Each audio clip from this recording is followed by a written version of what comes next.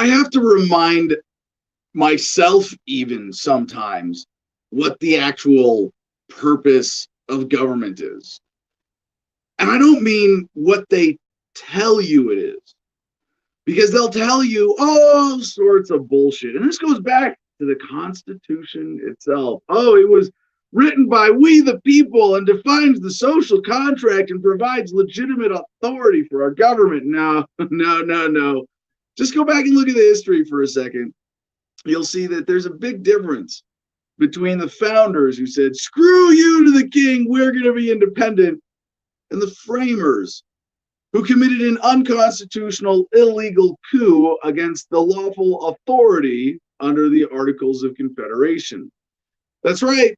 The current Constitution is the product of an illegal coup that was conducted in order to create a stronger central authority in America, to serve militarization, to create a central bank, to have what the founders were against, what they would have called a standing army, to create a national system of taxation, and all the other powers that the federal government has today that are not by the consent of the governed. And so when you look at what has this government actually achieved, what has happened since this constitutional coup?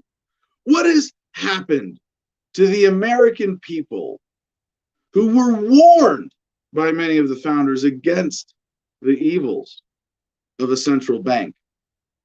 Well, when I look at what it has achieved, when I look at what it does, when I look at how it operates, and I separate that from what we're told is the reason or are the reasons for the Constitution. Oh no, the Constitution's great. It's never going to hurt you. Look, even though we took on these incredible powers that give us the ability to rip you off, that never should exist in the first place. Look, you have the Bill of Rights. Your rights are protected. Look at that. Yeah, you'll never have your rights violated in America under the Constitution, because look, we put it in, we wrote it down. We said we're not going to violate. Yeah. And I used to fall for it. I used to fall for all of that constitutional propaganda nonsense. And when I ran for office the first time, I was running around with a Constitution in my back pocket. I hate to admit it, I was a Republican. Yeah. Well, no, I was a lifetime member of the Libertarian Party. And in order to have Ron Paul's support and endorsement, he said, please run as a Republican. So I did. And I just, like, all of us Ron Paul nerds back then, yeah, Constitution in my back pocket. And I would run around. Look, the government, it lies and it cheats and it steals. Look, right here in the Constitution. It doesn't even follow its own rules. Shocking, right? And the only explanation, what's the purpose of government? To keep the super rich getting richer at the expense of the rest of us. And I know you go, all my illusions, my wishful thinking. I thought the politicians loved us. Yeah. All right. You gotta let that go. In the light of truth,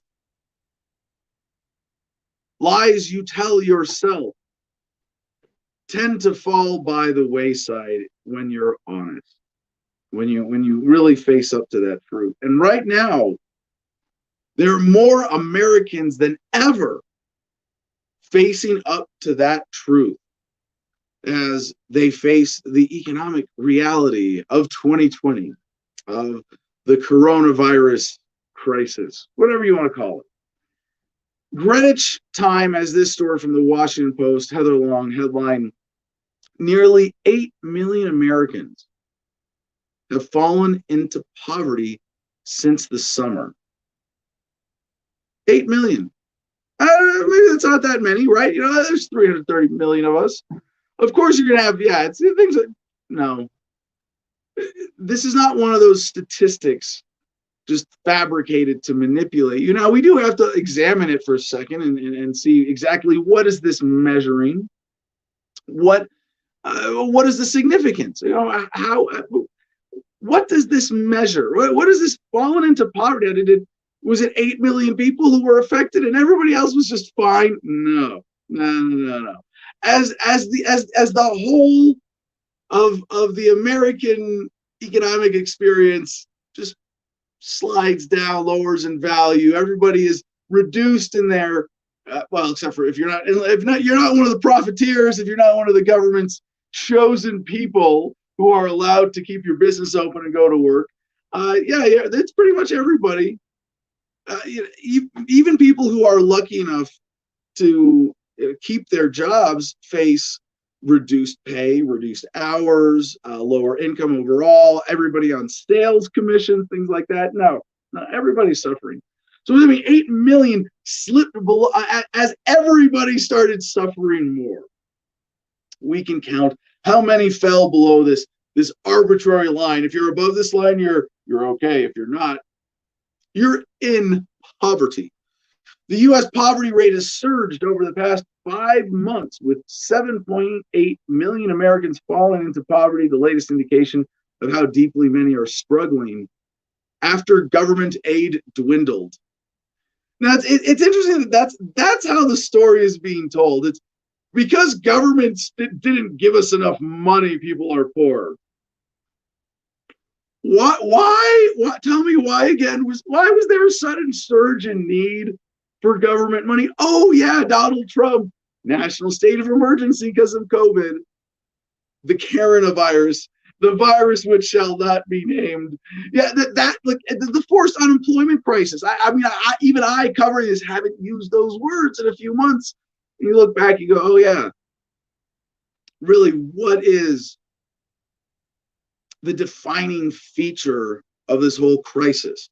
It's not the virus, not even the deaths. And I hate to compare deaths, but yes, you can count them, and you can compare them to the people who have died for other reasons more directly caused by the government reaction, by the government shutdown, by the forced unemployment crisis. And now, actually, in terms of deaths, we do have the numbers to compare. In that, it was, it does look like it's been more people who have died due to suicide, other stress-related issues, shutdown-related issues, lack of access to routine medical care because things were postponed because, hey, we got to take care of corona. Can't worry about that cancer if it's not an urgent treatment. No, we're gonna push that back.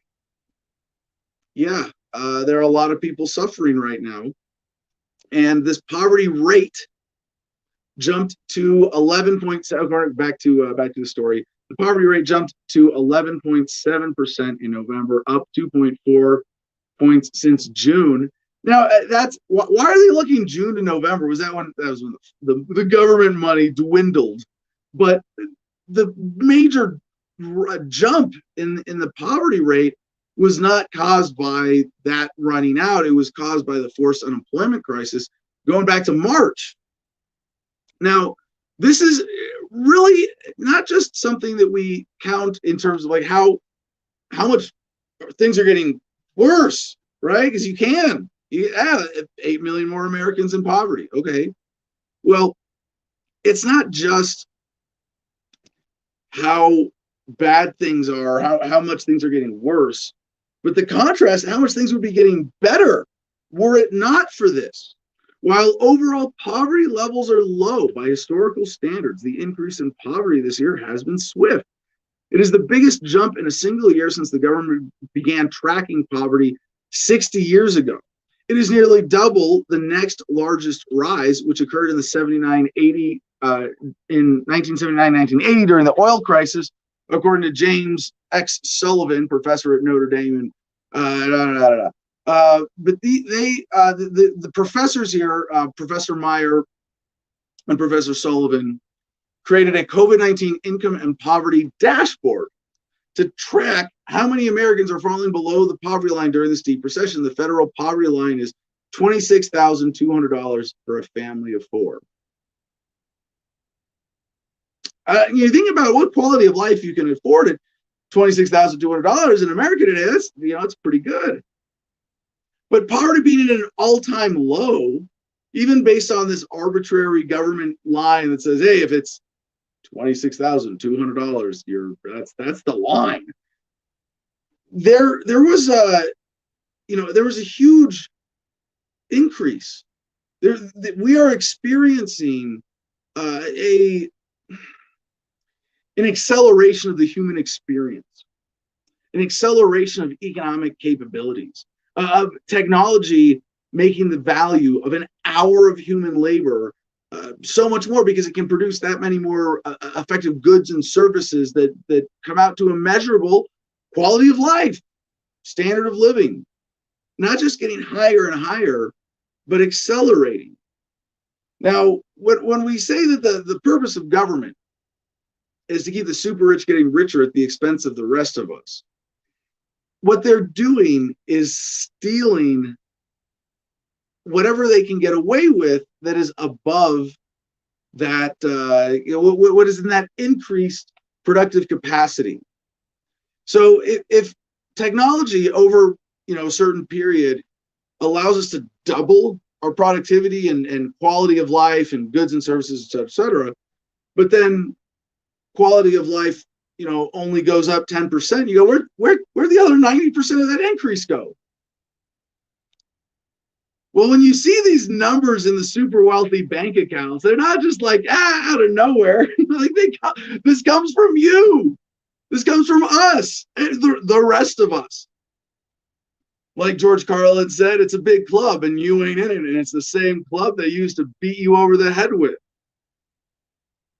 So the economists say the sharp rise in poverty is occurring for two reasons. Millions of people cannot find jobs, and government aid for the unemployed has declined sharply since the summer. The average unemployment payment was more than $900 a week from late March through the end of July.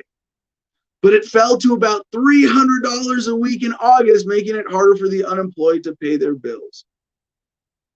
Now, something like, how do you hear this and not go, something's fundamentally wrong with this? Why is it that we, as Americans, working Americans, pay for a kind of unemployment insurance to government? And it's not like you have a contract. It's like you sign up for or choose to be a part of. And then we end up with a system that has these arbitrary drop-offs, $900 a week, and then $300 a week. No. You're not doing this for our benefit. You're doing this to take advantage of it. Now, if you can't face up to that, I don't know, you might be a statist. You might still support the system.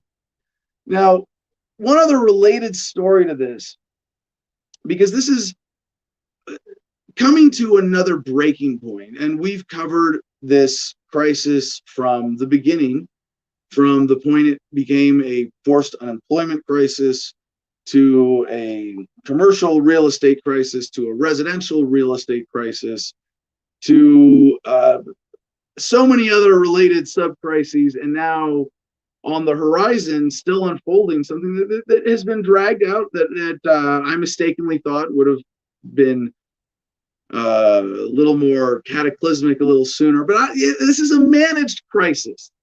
When the government officials tell you, when you hear these pompous politicians on TV going, well, we couldn't control it, we did our best, and now there's a surge, and now there's more cases.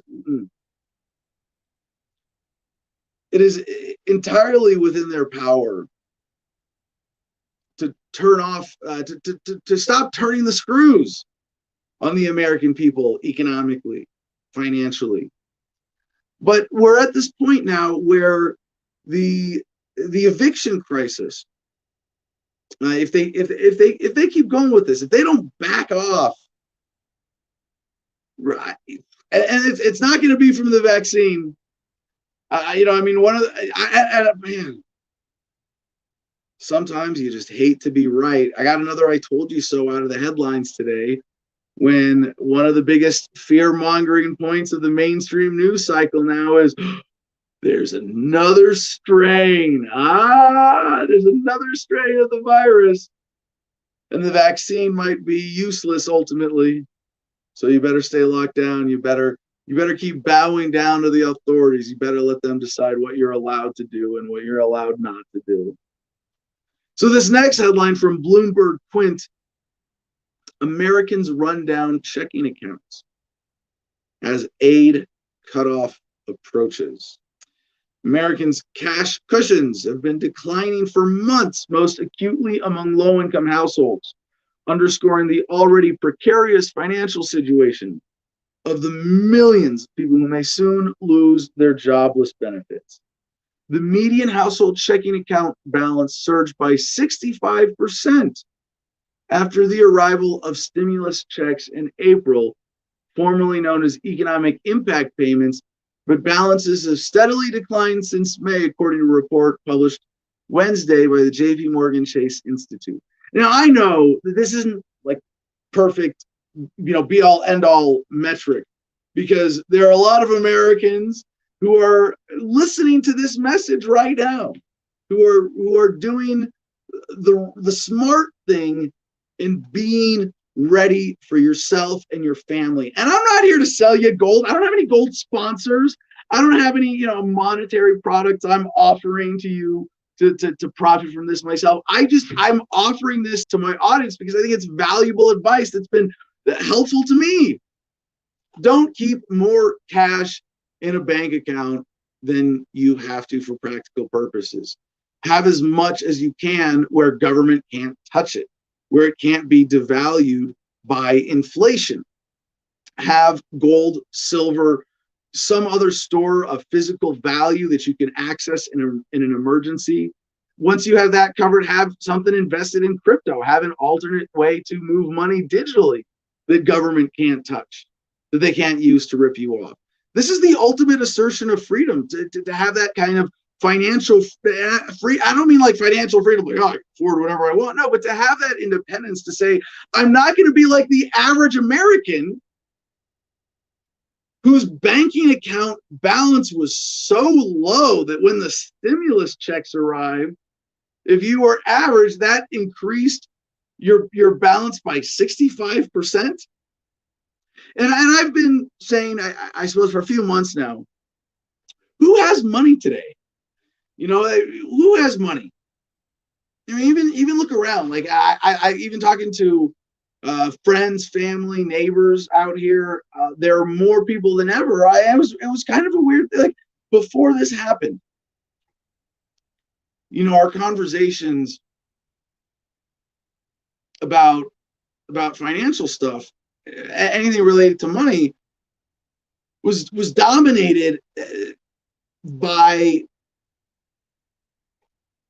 providing value kind of conversations and endeavors. Like, how are we going to get this business going? How are we going to create this thing? How are we going to add value to the market? How are we going to provide goods and services that our fellow Americans might want to consume? Now the conversation, and this well, not even now, this goes back to, I guess, April, something like that. The conversation shifted to, well, how do I get my bennies? What about my bennies?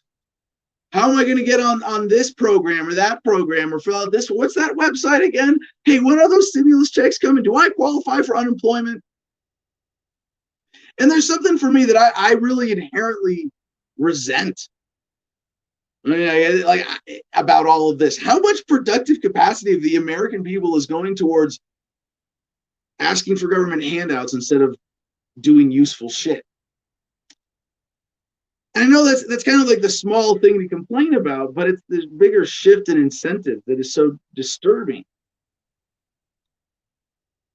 This dependence is not just a temporary condition. It's an exacerbation of something we've had for a long time, and this escalation that we're experiencing right now is going to have long-term effects.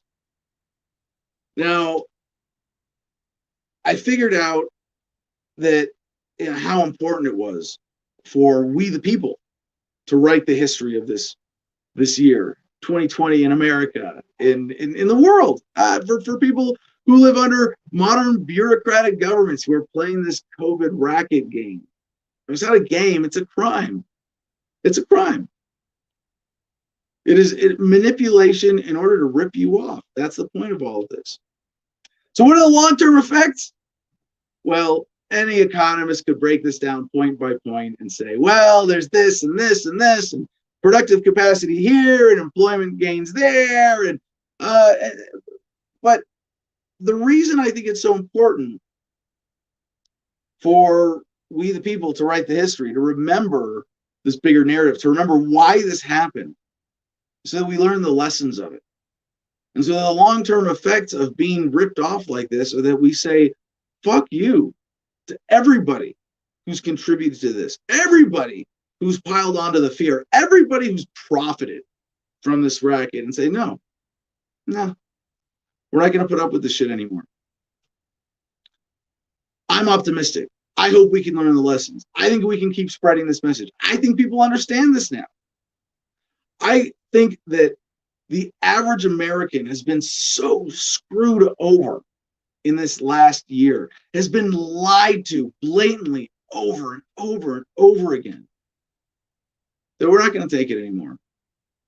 And we're going to stand up. We're going to recognize this racket, this ripoff for what it is, and say, no, we're going to take humanity out of this with positive momentum.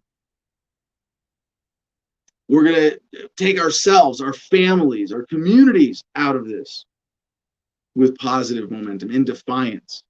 I mean, the civil disobedience, I mean, it's everywhere.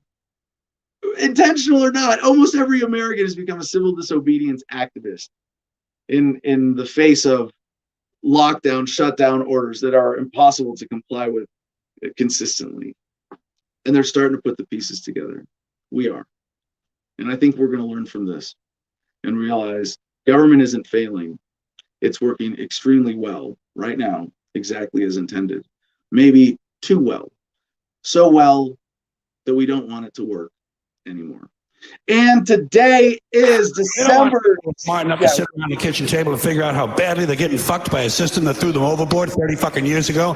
They don't want that. You know what they want? They want obedient workers. Obedient workers. People who are just smart enough to run the machines and do the paperwork, and just dumb enough to passively accept all these increasingly shittier jobs with the lower pay, the longer hours, the reduced benefits, the end of overtime, and the vanishing pension that disappears the minute you go to collect it. And now they're coming for your Social Security money. They want your fucking retirement money. They want it back so they can give it to their criminal friends on Wall Street. And you know something? They'll get it. They'll get it all from you sooner or later, because they own this fucking place. It's a big club, and you ain't in it. You and I are not in the big club. And by the way, it's the same big club they use to beat you over the head with all day long when they tell you what to believe. All day long, beating you over the head in their media, telling you what to believe, what to think, and what to buy. The table is tilted, folks. The game is rigged. And nobody seems to notice.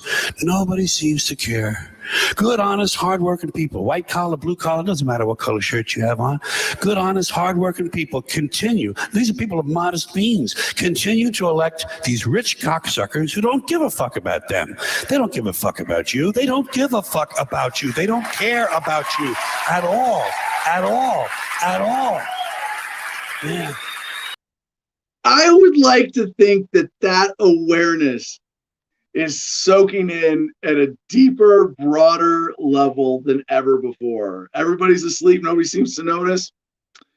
Is this the sleeping giant awakes moment for America? God damn it, I hope so. Speaking of not caring, I guess we don't care about copyright, community guidelines. We're not even. Yeah, I love it. I love it. We're past that. We found our own space. Thank you, producer CJ, for a little interlude with George Carlin there. I never mind hearing from him. But let's get Jim up on stage here. Do our promos.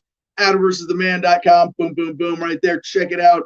Patreon.com/AdamVersusTheMan. That's where you can join the Producers Club. Support this show for $10 a month and be in on this amazing conversation behind the scenes every day. In fact, you can. I don't know if people got this, but like you can ping me and CJ during the show. Like we call it the Producers Club. And it's not just some like bullshit. We did this because it sounds cool for Patreon. Give us $10 a month. Like we really have. It's volunteer. Well, it's more like Huck Finn. Like let's get you to paint whitewash the fence for us. But no, we have people who make this show happen, and you can talk to us during the show through this Telegram group called the ABTM Producers Club. It's a lot of fun, $10 a month. That also gets you 15% off your merch and free shipping at the AdamVersusTheMan.com store. You can also support the show at CigarFederation.com, where promo code ADAM10, ADAM, all caps 10, gets you 10% off your order. And MakeThemDebate.com. Find my profile there. Let's make another debate happen. The first one was so much fun. And if you want to see what's going on here in Gardenia, at the Garden of Freedom on Instagram. Although it's been kind of slow lately. It's been cold. I go out and I do my thing, and I come back inside here to the studio where I've been living, actually using this little tiny using the studio as a kind of improvised tiny home. But my outhouse and my shower are over there. And it got so cold last night, we had like icicles dripping off stuff here in the water system. So I got some work to do later today. Let's get Jim up on stage here and check in with the audience. I hope that kind of a long economic themed opener was appropriate. People appreciated that today because it's been a while since we've done that. And, we've been running through these Corona blocks trying to, keep up with, headlines bit by bit. But the economic story, and, CJ let me get through that whole thing without playing the, the virus which shall not be named. And, there we go. All right. And I hope you guys appreciate that. I'm not that in that opener, I'm not talking about the virus almost at all. Like I have to talk about it as the excuse that government is using for this massive surge in statism and the economic ripoff around Corona. But man, that's the story. Surge in statism, surge in theft, surge in I should have mentioned the billionaires in that segment. But I want people to be able to see, and I hope that motivates people to see it clearly, and to kind of demystify it. Seeing it for what it is and admitting it makes it easier to respond rationally than just, I want you to get mad. Yeah, it really completes the story. Like you say many times, pretty much every day almost, that the government is basically there to make the rich richer and the poor poorer. And like this story you just showed is the other end. We've been showing how they've been taking all of our money and everything. This is showing where we did the story about how Bezos and all the richest people have gotten ridiculously richer. Now we're showing the story of how the people that were already poor in this country are all getting even poorer. It's like it's never been more displayed in full openness that the rich get richer and the poor get poorer. You know what I mean? It's obvious and in our faces right now, like never before. Jim, I've been kind of developing this as a talking point, as a fleshed out intellectual concept for myself, just in the last few months, and hit on that phrasing, the rich get richer and the poor get poorer, and that's the purpose of government. But that's not actually accurate. There's a slight caveat or rephrasing that I use now, where I say at the expense of the rest of us, because they don't want the poor to get poorer. Actually, only relatively poorer relative to the super rich, and they don't care about and that's not it either. They don't want the poor to get relatively poor. They want the super rich to keep getting relatively richer. So their real objective with the poor, or the working class, everybody else, is just to keep us kind of level, and not level like smooth so that we figure shit out, but flat overall with a lot of noise, a lot of up and down, a lot of frustration, a lot of challenges and bullshit. But they don't want us to get poorer. Like they're not trying to, like they want if you are the super class and you want to rip off everybody else, then you want your slaves, even if they're not actual owned, physically owned slaves, as we would think of that term traditionally used.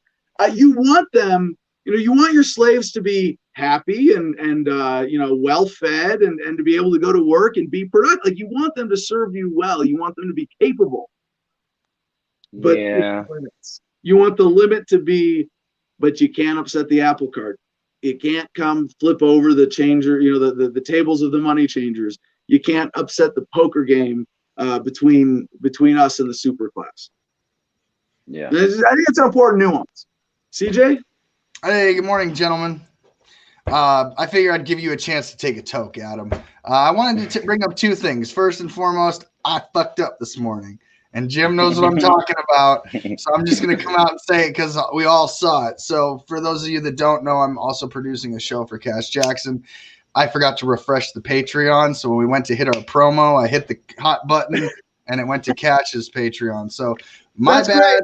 But Support Cash too. yes, we got yours back up, but that brings me to a great producer's point on what we're going to be doing for our patron members. So we do have a tier that's lower or that's higher, excuse me, and that's our best patrons for $50 a month. A lot of people don't know we have that one.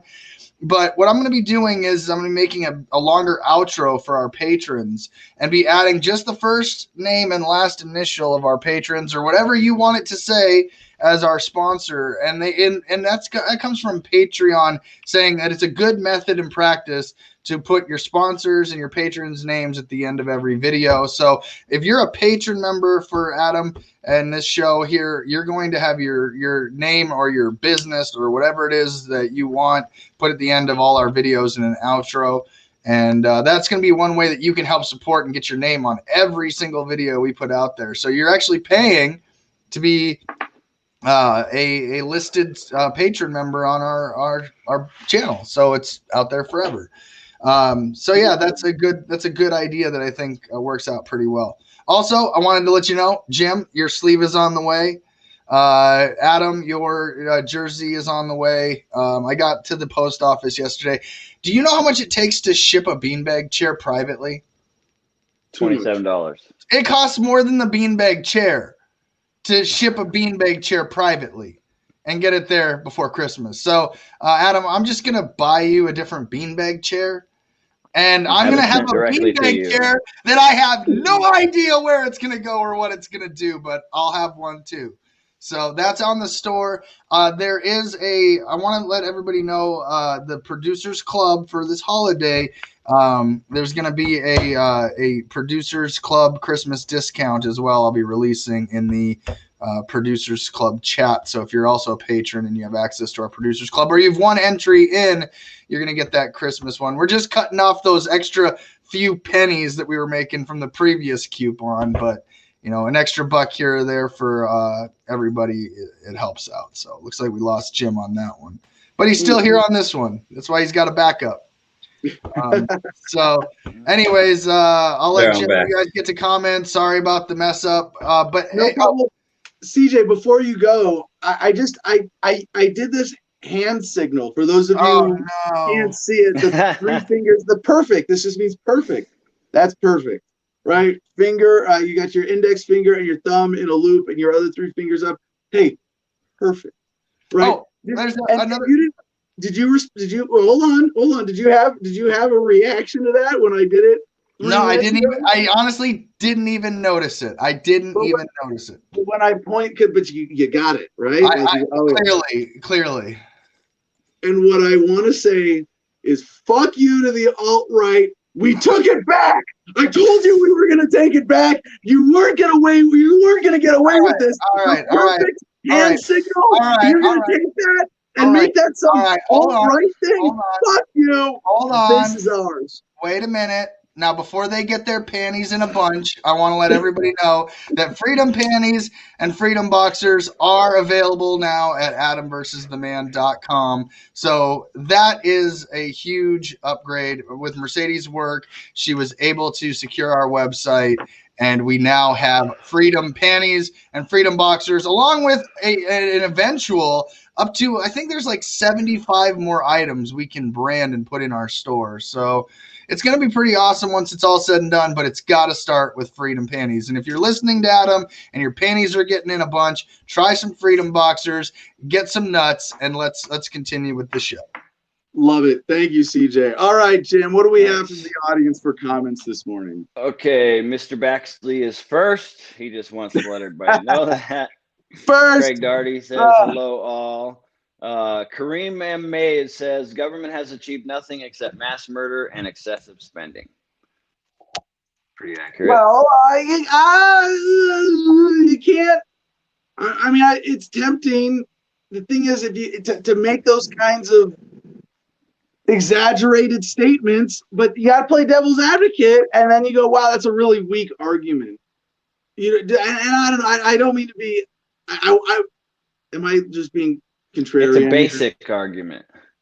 Yeah, no, it's not that it's basic. It's that it's not worded accurately in a way that provides you an airtight platform. Like you want to stand on something that can't be picked apart. And if you're standing on government does nothing but this, and then people go, well, that's not really in touch with reality. Government does lots of good things, and you would say, well, that's just justification. Well, then you already lost the argument because you stated something just like sort of a ridiculous oversimplification that's no longer accurate. Fair enough. I get where you're going with that. All right, so let's switch it up. Cacao Steve. I don't know, maybe that's how that is. I can't wait to get my $1,200 check to buy all my food in 2021. Yeah, that will work. I hate to break it to Cacao Steve, but I think you're only getting 600 this time, not the 1,200. So it looks like he's going on a diet, gentlemen. It looks like he's going on a diet. About halfway. You'll get about half the calories. Oh shit. Elizabeth Coquillard is protesting the county and state mandates tomorrow because she has nothing but time to be a thorn in the local government side because I'm jobless, not by choice. So she's one of those statistical Americans that have been put out of work by this whole garbage business. Doc Sellers says, got to take care of a disease that has a 99.7% survivability rate, which is ridiculous. Kareem M. Mays chucks in again. People are in poverty because if the Federal Reserve and quantitative easing first and foremost, the Rona is just a side effect. What do you think about that? People are in poverty because of the Federal Reserve and quantitative easing first. Yeah. It's sort of like which came first, the chicken or the egg, right? In this case, it is kind of a semantic thing. But as Kareem is pointing out, yeah, this isn't new, and it was the system that created the situation we were in before the Rona that allowed the Rona to blow up and be the Rona that it is today. Right. Vincent Willis, when they say unemployment has dropped, it means people lose benefits and are no longer receiving them. It's like cancer cures. They manipulate the numbers saying those that die are cured. Does that make sense? That's definitely a part of it. For those of you that don't know what he's referring to in the bigger number, when the government tells you, or the economists or the mainstream media tells you the unemployment rate is X, that means that is the rate at which people are becoming unemployed. Because if you stop looking for work, you're no longer counted in that number. And it's not just that so when unemployment has dropped, it might mean that the rate at which people are becoming unemployed has dropped. But if there aren't more jobs becoming created or getting created during that time, then the real unemployment rate, and this is I love Zero Hedge has some great analysis on this, but what is the real unemployment rate?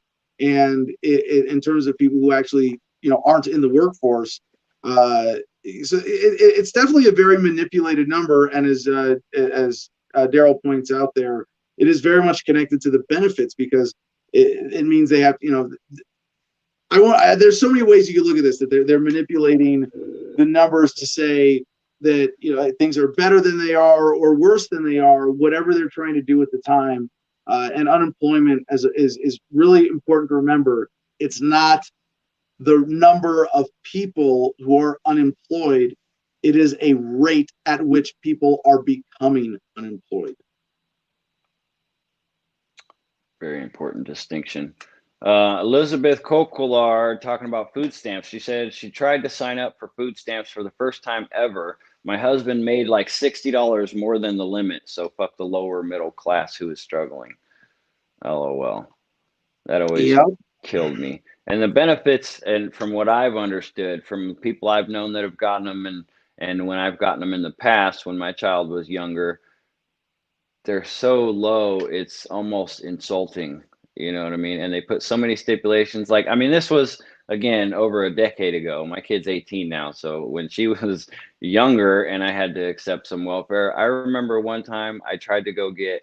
I had lost my job. I tried to go get help from from the government. They said, "Oh, okay, we'll help you. You're covered. Here's $450 a month." And for that $450 a month, what you have to go do is go to this location. It was an old folks home, and I have to volunteer for 6 hours a day, 5 days a week for $450 a month. I was like, I did it for a week, and I was like, what the hell am I doing? And I just spent the next week going out looking for a real damn job and got one and got back on track. But I was like, how does that how does that make any sense at all? Like, they took away all the hours that I would normally be out looking for a job with volunteer work for $450 a month. I was like, what am I even supposed to do with that? You know what I mean? Like, I don't understand what it was horrible. And that's my experience with welfare. Yeah, Jim, if I may step back and I make a bigger point about learning economics and then coming to that, there was a point during the 2008 bailouts, the big financial crisis of 2008.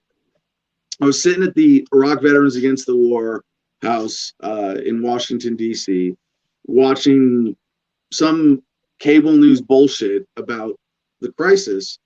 And I had been reading Ron Paul, read End the Fed, read Liberty Defined, a lot of his, well, actually, I think those came out later, but some of his earlier financial stuff, economic analyses, studying Peter Schiff, who hopefully we'll get on the show in the next couple of weeks to talk about this Corona impact on the on his financial world. And something like clicked, and I turned to this guy sitting next to me. I was like, that moment in The Matrix where Keanu Reeves goes, "I know Kung Fu." It was like, I understand economics. Whoa, yeah. And really, I want to demystify this for a lot of people. And it's not that economics is simple, but it's much simpler than they would have you believe. And the real key to getting economics and feeling comfortable, of course, CJ's got to play that clip. I know Kung Fu. Damn, that was good, CJ. All right, so there's a point where I at least had this sense of awareness of my own understanding, and it's not that I understood how the stock market works and how derivative trading works and how to invest in, but it was that I understood enough of the fundamental concepts of economics that I could deconstruct, I could analyze any of these more complex situations, like the bailouts that I was trying to wrap my head around in 2008. And when I had that realization, it was that I had all this. It was an understanding of the flow of value in the world, and an important part of the application of this understanding for me as a libertarian is seeing past the propaganda. Is that when people try to make it more complicated than it really is, you can go, no, this is what you're really saying, isn't it? And now it's just creating an economic situation or inefficiency or something where you benefit, and I think we're getting screwed. You're trying to convince me that we're not getting screwed, but it seems like you're benefiting and there's an inefficiency here, and that shouldn't be happening. What's going on here? And I want more people, and I don't know what it would, maybe we need to start doing an economic education series. I think everybody needs to follow this for themselves, though. You need to go, what am I ready to learn and engage and just get to that point. I guess I just want to make sure that people understand that if you take this as a goal, like I want to get to that, neo level of understanding economics, we're just like, okay, I get it. It's not that hard. You don't have to go to college for 4 years. You don't have to read a ton of textbooks. You know, for me, it was, a few books and a few websites, and over a few months, taking the time to just sort of soak it in and pursue it in my own way. And I really, maybe it was the equivalent of like 3 or 4 books worth of reading, and then time really spent digesting it and absorbing it and understanding it. And so when I hear about the situation that you present there, Jim, you going to volunteer but work for, how is it that you were basically led to work 30 hours a week full time for $450 a month? Whoa, how does that? And then what you said there is that this is based on a deeper problem, and sort of since my opener in the show, we've been kind of getting at what's the underlying or the deeper, the longer term reason that we're experiencing this poverty right now. Like, we got to be asking why. Like, I hope now at least more people than ever have the motivation to ask why and get to that neo level of understanding economics, because then it's very simple to see, wait, this is wrong. Why is this happening? And it ultimately leads you to, where's the gun in the room? Where's the coercion behind this? And there's a lot. And at one point you just go, well, shit, we're all being forced to use the US dollar. Screw this, no wonder. But this issue of employment, of a job being sort of commoditized in the way we think about it. They took our jobs. It's, what did they take? They beat you in a competition. What did they take from you? They didn't take anything. You lost. But how did we come to, and that's, but why did you lose? Why does anybody have to lose? Why is it set up in this kind of, like, a market is often thought of as a competitive thing, and there are elements. I'm trying to pretend it's not competitive, but overwhelmingly it is a cooperative rather than competitive enterprise.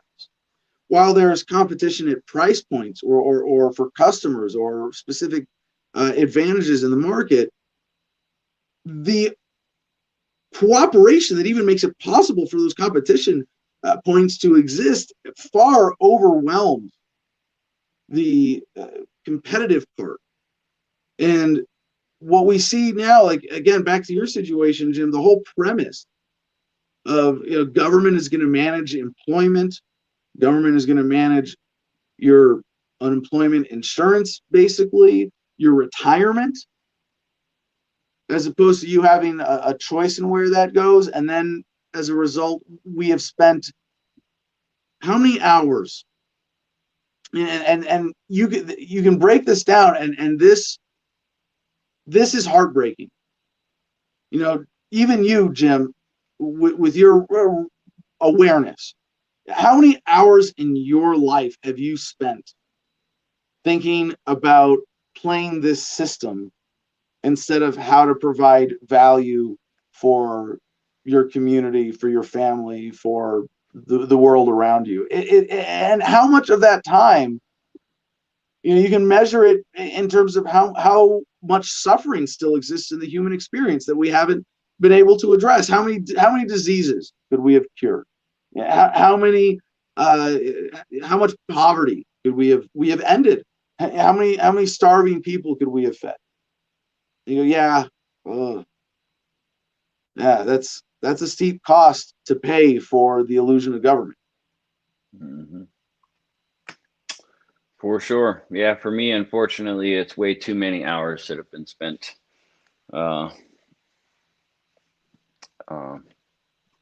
not well. I'm one that believes that if the world was a different place, like, I don't know, just to put an arbitrary number on it, say 50 years ago, or even go back 100 years, if the revolution that we're all talking about had happened, I feel like we could, by now, we could have lived in a world where relevant questions could be, how many planets have we visited today? And We could live in the Jetsons type society if we didn't have this holding us back for the last century, in my opinion. Yep. Philip Anderson, real quick, wants to give a shout out to my shirt I'm wearing. Freelance Glore, Open Market Gladiator Stewardship. Thank you, My shirt, so Mr. Anderson. Mr. Anderson. Here comes a clip from ZJ. I'm just kidding. We got a block we're doing today before the guest, or are we just so we're supposed to be getting Ian back on with the DC Mouse House, and we got that video ready with him. Hopefully CJ and me I sent an email to him, but I never heard back, so I don't have any access. I'm gonna give him a call if I can get his phone number. Yeah, well, it's is it in the calendar? Yeah, I think I just had his email for Ian. It might be in the Discord chat. His phone number's on the calendar for yesterday. So yeah, if you guys make it happen, great. This is just a little fun art installation that a friend of mine is doing. I wanted to cover on the show. We tried to do yesterday and had a little technical difficulty. If we can get him back on, that'll be a fun break in the headlines. But yeah, do you have any? Are we giving away any producer club memberships yet today? Is anybody got a good enough comment, Jim, that you think would rate comment of the day? We didn't do one yesterday. Yeah, that's true. We did not do one yesterday. I don't know. We'll keep looking, but people pull out your creativity and give us a great comment. I kind of like what Elizabeth Coquillard pointed out here. We're definitely being screwed, LOL. We are having closed door city council meetings. They're even blocking us from viewing it on Zoom. Where's the CARES Act money going? LOL. I wouldn't even put the LOL on the very end of that, because that's a serious question. The fact that a lot of city councils have closed door meetings, that right there is a red flag. That's like, no, we need a crowd to brush these doors open and say, you're not supposed to do that. You know what I mean? Because that's we both like JFK gave in his most famous speech. We have always been against secret societies. I mean, we are inherently, it's obvious why we should be against secret societies and secret meetings and crap. You know what I mean? There's no question about that in a rational person's mind, in my opinion. So yeah. All right, well, if you can top that, or if you want to call in, maybe you can win producer club membership today. Let's get into it. So we gotta real quick, you go ahead and read that one. That one's good. Looks like it's playing catch up. He had to cut his recently for a family gathering he went to. He didn't have to, I guess, but he chose to. So that's why he's playing catch up on our beautiful beards. Thank you for noticing. Moving on. Yeah, this is the chance. This is like before I lose any more hair off the top of my head, I'm gonna grow it down to my butt and see what happens. All right. We got a big fun grab bag of headlines today. Let's just jump right into it. After those two economic ones to start things out, there was kind of like big and dismal. I mean, I hope with George Carlin in the mix, we were able to make it a little fun and entertaining. Although that's not like George Carlin has a lot of bits that are just like, hey, do you notice how fucked up this is? That aren't intended to be, super funny. And that's one of them where you're just like, yeah. Shit, yeah, it's the big club, and you're not in it. Speaking of big clubs, CNN Politics has this headline: read Rep. Paul Mitchell's letter quitting the GOP, fearing long-term harm to our democracy with its support for Trump's actions. Yeah. Now, this guy's on his way out. He's not facing re-election. He is one of the wealthiest members in Congress, as we find out from his Wikipedia page. Net worth of $37.7 million, one of the wealthiest members of Congress. In July 2019, he announced that he would not run for re-election in 2020. He was a member of the Republican Party until this letter, when he announced that he was becoming an independent. And it's unfortunate. Yeah, it's not exactly a libertarian revolt from the Republican Party, but a very interesting letter it is worth reading. And for having, I don't want to give this guy a political courage award. I don't know, maybe he's gonna earn it later, but there is some significance to see a Republican U.S. representative stepping away from the Republican Party. So let's see what he has to say here, dear Chairwoman McDaniel and Leader McCarthy. The weeks since the 2020 general election have been traumatic for many in our nation, both voters and those of us who took an oath to serve this nation. As you well know, my voting record in Congress over the past 2 terms has been in line with President Trump and the administration's policies more than 95% of the time. Look at what a good bootlooker he's been. A good cog in the machine, a good supporter of the game and the authorities. 95, I mean, that's shameful. Say that you were in line with Trump and the administration's policies more than 95% of the time. So it's like, maybe this guy's working with Trump. Is he going to earn some, badge of courage later? No, probably more of political manipulation. You think, why is he getting away from the Republican Party now? Why a Trump lackey? Is he promoting or setting himself up perhaps to help Trump or a split in the Republican Party happen? There's definitely some potential here.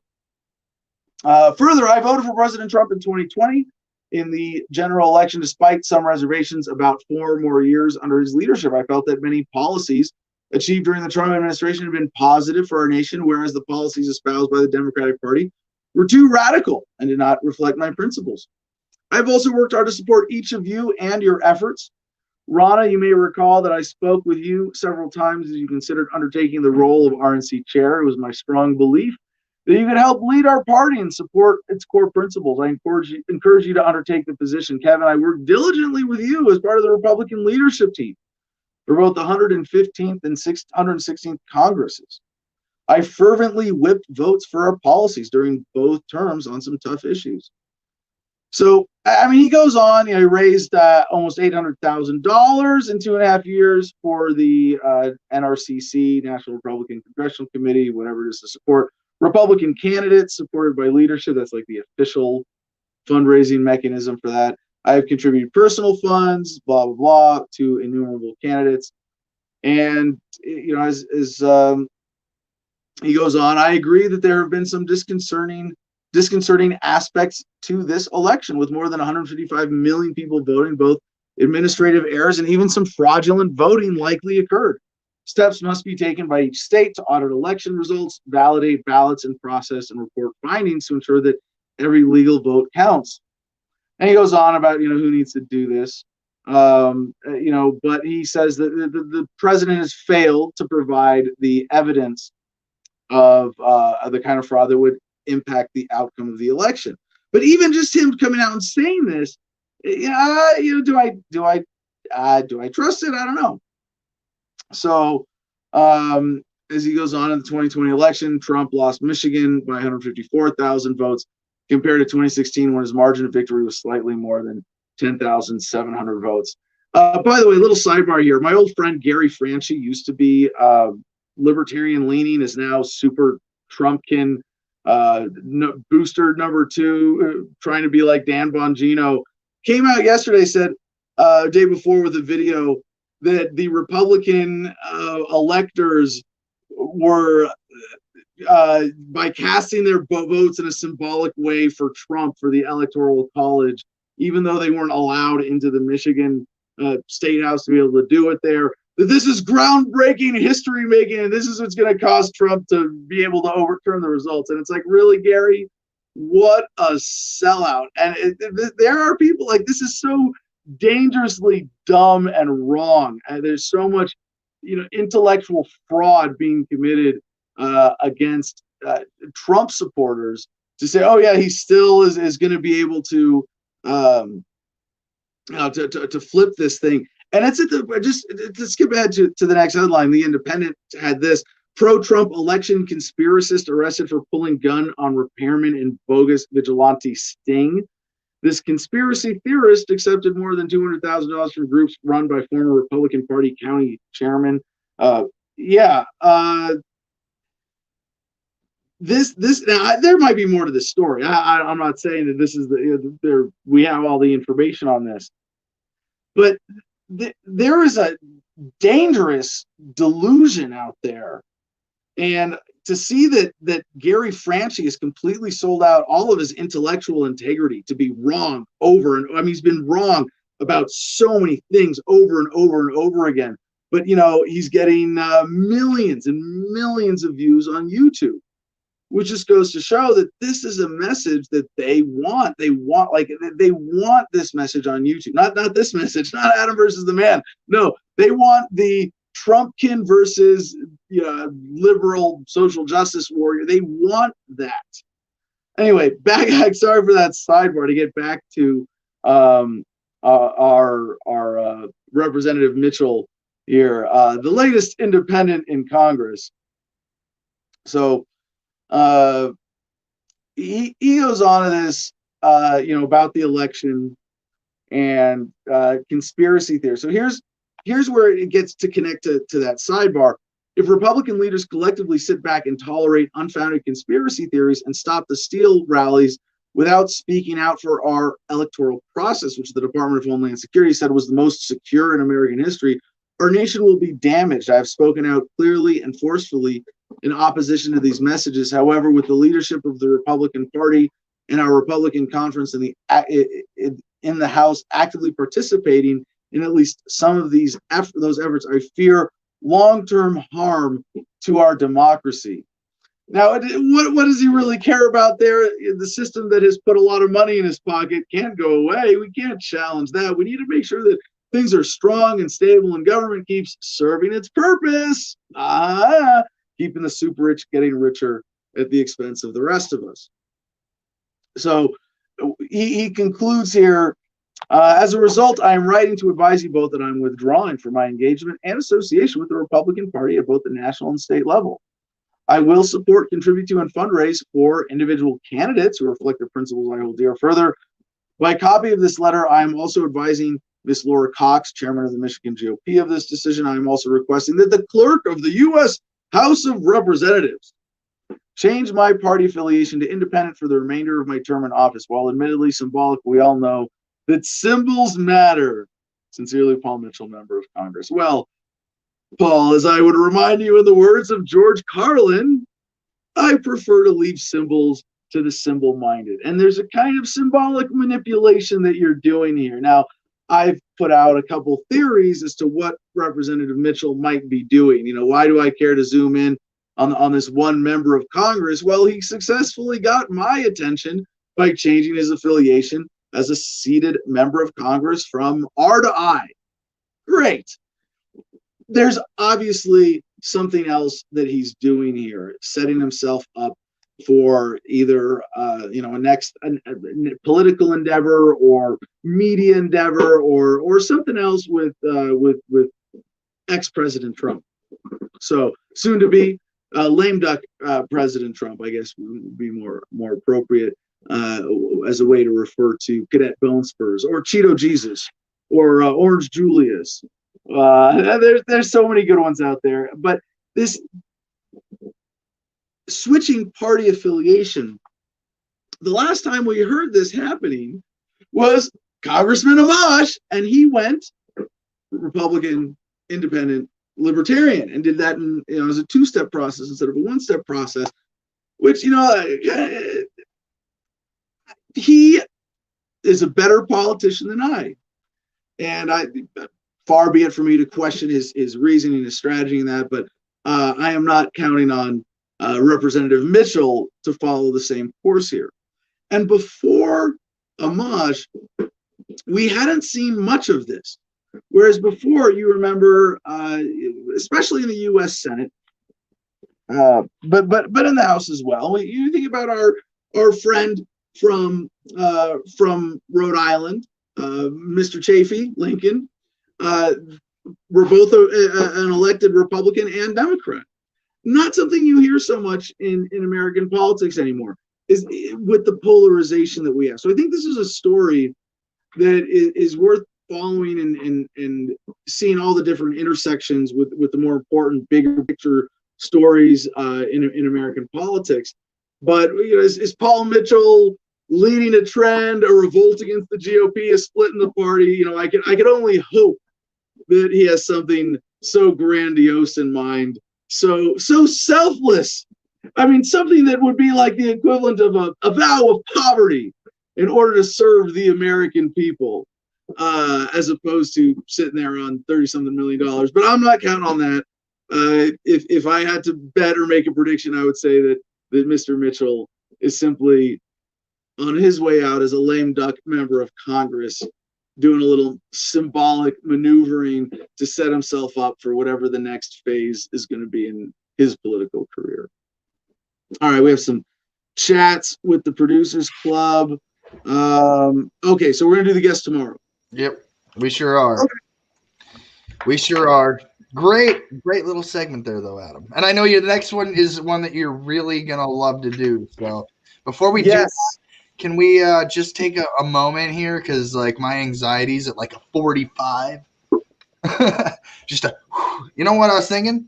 We got a great T-shirt that we could advertise here for a smoke break during the show. And there's a piece that I'd like to kind of put forward. It's not going to copyright ding us. So if you got there was somebody in the comments that said they wish they had a glass cigar. I've got one. Glass blunt, they asked for. A glass blunt. Well, this can turn into a glass blunt just by being. Yeah. I think wait. I thought the term glass blunt specifically referred to the one that has the spiral in it, and you just like spiral a bowl out. So it's like it's full of weed all the way through. And it like pushes it out. No? I mean, you could do it like this, but I wouldn't recommend it. But yeah, so check this out. We have this T-shirt here that I was gonna say it's made in the USA. Great. A lot of the T-shirts that I've done go with this product, this brand. We got this great T-shirt here you can buy. Smoke weed every day. And you know, with that promo code, you can get the Producers Club up to 25% off. Wrong one, Jim. 25% off for Christmas. And so yeah, it's just that's just one I thought that we could do. But yeah, so I need a smoke break because like it's been stressful this morning. As you can see, I don't even have a hat on, Adam. Like CJ, I know how to help you with your anxiety. Ladies and gentlemen, if you will, right here. I'll give you the memory flasher. You won't remember a thing. Look, now we got. See, Adam changed when we played that. Oh, yeah, see? Yeah, see, no, that's another thing. I can't wait until you want to run that segment because that's going to be a fun segment to do. The aliens segment. Oh, well, we do have an alien story. Don't we have an alien story queued up for today? Do we? We did. If we do, I mean, like I said. Yeah, John Brennan on UFOs. Totally. We're going to get to that. So, yeah, we have that segment we can introduce if we wanted to. Let's do it. All right, but first, should we got our friend Ross Ulbricht. Shall we do this one? Any other comments? Oh, yeah. No, Philip saying, "Get your shit together, CJ." And, I'm trying here, man. Yeah, it's a Thursday. I need it to be Friday, but yes, I'm with you. Thank you. Well, if you listen to our debate manager, Friday was yesterday. Yeah, we already did Friday. Today must be February. I know some people think today is Thursday, but I think we should do Monday again. We had so much fun. Should we do another Corona vlog? Thursday's the new Monday, right on. No, we do have a big. I'm going to tease this ahead. I don't know, CJ, if we should hold this for Monday and actually do it as a weekly big Corona block, if that's what our audience wants. But we do have some big virus type viral headlines that we're going to be getting to either tomorrow or Monday about vaccine side effects and at-home tests possibly available by mail. Like, finally, the technology is undeniable. Like, there is stuff happening with Corona, but no major changes in the narrative. I feel like I have to present other than those couple bullet points. All right. Very exciting headline we see from Daily Beast. This was yesterday. we got the very exciting news. Trump is considering clemency for Silk Road founder. Yes, this is our friend Ross Ulbricht, Lynn Ulbricht's son. Lynn Ulbricht has been going around the country telling his story, around the world even, making sure that people know how he was set up, and that the idea of him serving 2 life sentences, well, it says here, serving it's double life sentence without the possibility of parole. And we know that Donald Trump is now in the lame duck part of his presidency. It seems the odds of him being able to flip this election down to negligible, I think we can comfortably say at this point. And he's looking for, what's his legacy going to be? And I love this. The pardoning tradition. I mean, it would be nice if it wasn't necessary. Yes, and this is Lynn Ulbricht, who I like to call the patron saint of activist mothers, because she's been on our show a number of times throughout her ordeal. This might be it coming to an end. I'm not.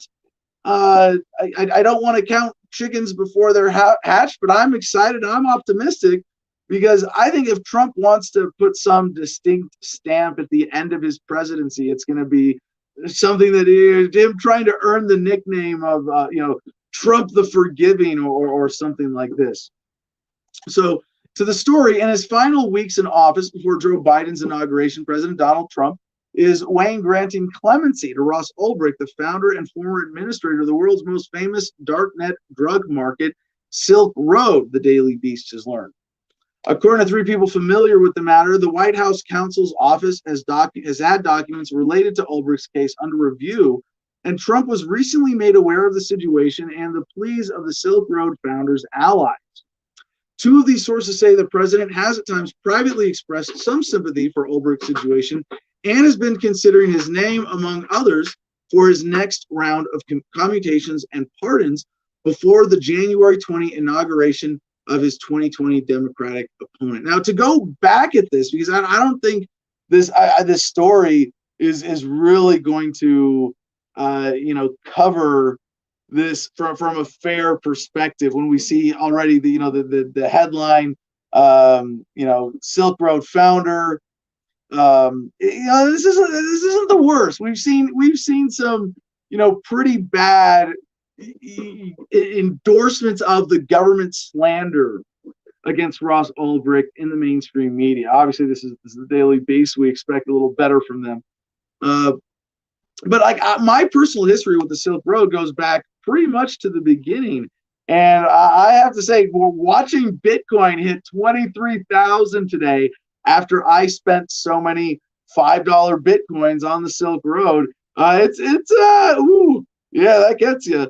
But back in the day, which was a Wednesday, by the way, I was like, wow, you can buy drugs online with Bitcoin. I want to promote this. I want to support this, and I want to support using crypto as money, not just hodling and hoarding and investing, but I want to promote what is a really exciting, active, cutting-edge part of the crypto sphere, the whole online ecosystem around blockchain-based money. And so I was happy to do that. I was happy to support it, happy to promote it. And at the time, I wasn't into it enough to know, oh yeah, Dread Pirate Roberts, that's the online handle of the guy behind all of this. And that's to see it come out over the years since then has been very fun to watch, to get to know, because I've never met Ross in person. And no one, as far as I know, ever really got to meet him in person as Dread Pirate Roberts, because he got arrested before, at a point when he was still essentially anonymous. So this is getting this story to Trump, or getting this this case before Trump, has been a very long ordeal for all of us who have supported him, especially his mother Lynn, in watching him get railroaded in court, watching him get sentenced to double life with no possibility of parole for running a website for helping making drugs safer. Now, one of the things that was put out here is that there's some murder mystery around the Silk Road, that he was trying to hire someone to kill somebody.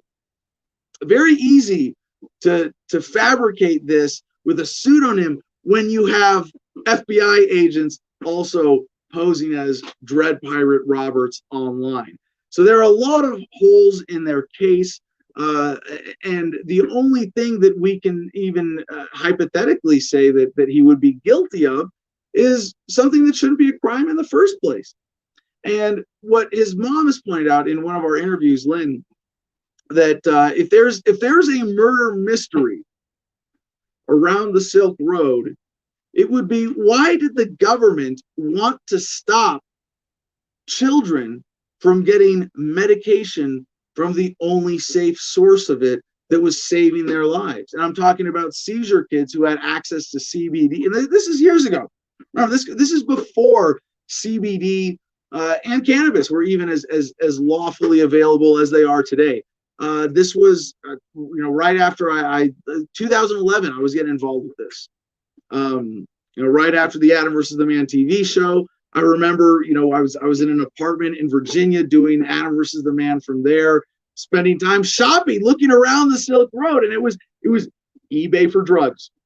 And the thing about what he enabled was that what the Silk Road enabled was that people could use a cryptocurrency to pay for something for a seller who had a reputation that they had to be accountable for on the sellers, like eBay. Sellers are accountable. And so what it made the whole idea of buying drugs, like if the government wants to complain, one of the problems with drugs is crime in the streets and violence. Well, guess what? We fixed that problem. Screw you. Screw your whole drug war. We fixed that part of it.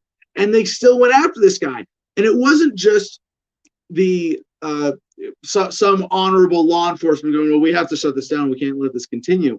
The agents who were on this case have been prosecuted now. And I think at least one of them convicted specifically for stealing Bitcoin. It was millions of dollars that he had. Yeah, running the site was extremely profitable too. And so there was a reason for them as, hey, you're an FBI agent. You could say, hey, this guy's got this great business. You could take all the money and set him up on a murder for hire charge and then walk away with the tens of millions of Bitcoin. So there are a lot of problems with how this has been presented, where Ross Ulbricht is the murderous drug kingpin, and no. So there was a book, a best-selling book about Ross Ulbricht called American Kingpin. This is so the sentence. So anyway, for Donald Trump to come in and pardon Ross Ulbricht is to say, yeah, I don't believe all the ways that you have slandered this guy in the media. I don't believe the government accusations. But there's also an issue with this sentence.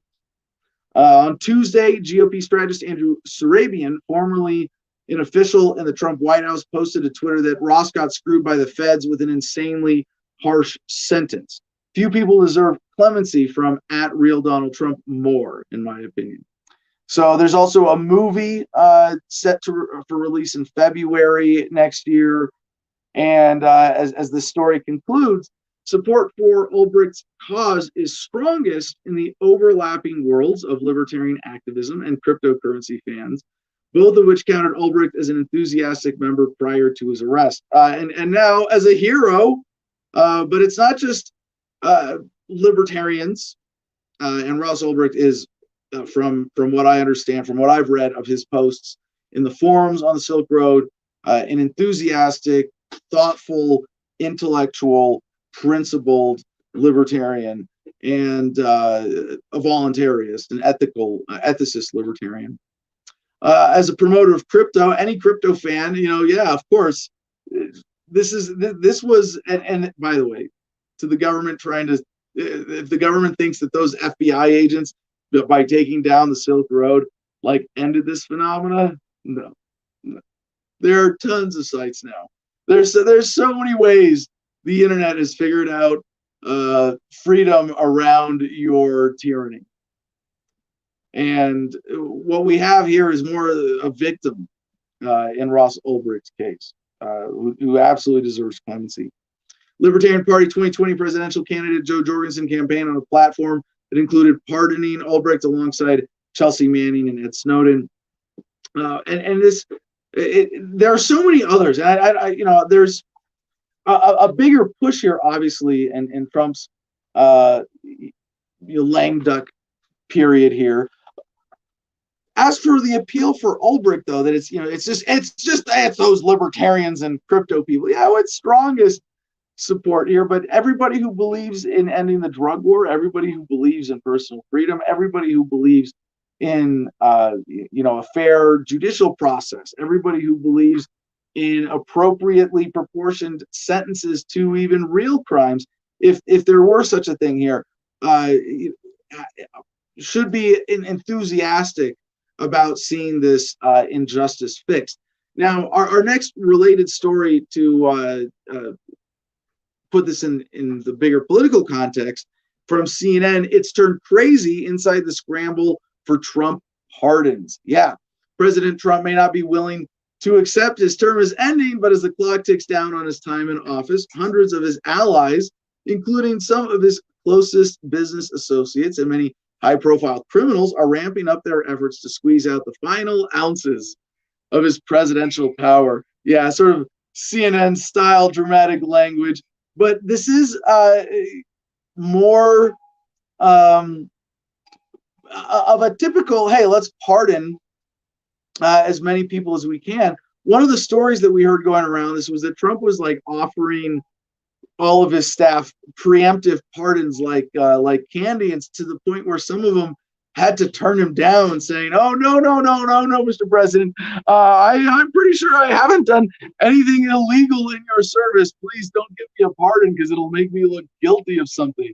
And it's a weird situation to find yourself in, because you don't know that you didn't you didn't do anything illegal. The federal government has how many laws on the books? Basically, everybody is doing something illegal. The average American commits 3 felonies a day, and according to one Columbia law professor who wrote a book by that title, 3 felonies a day.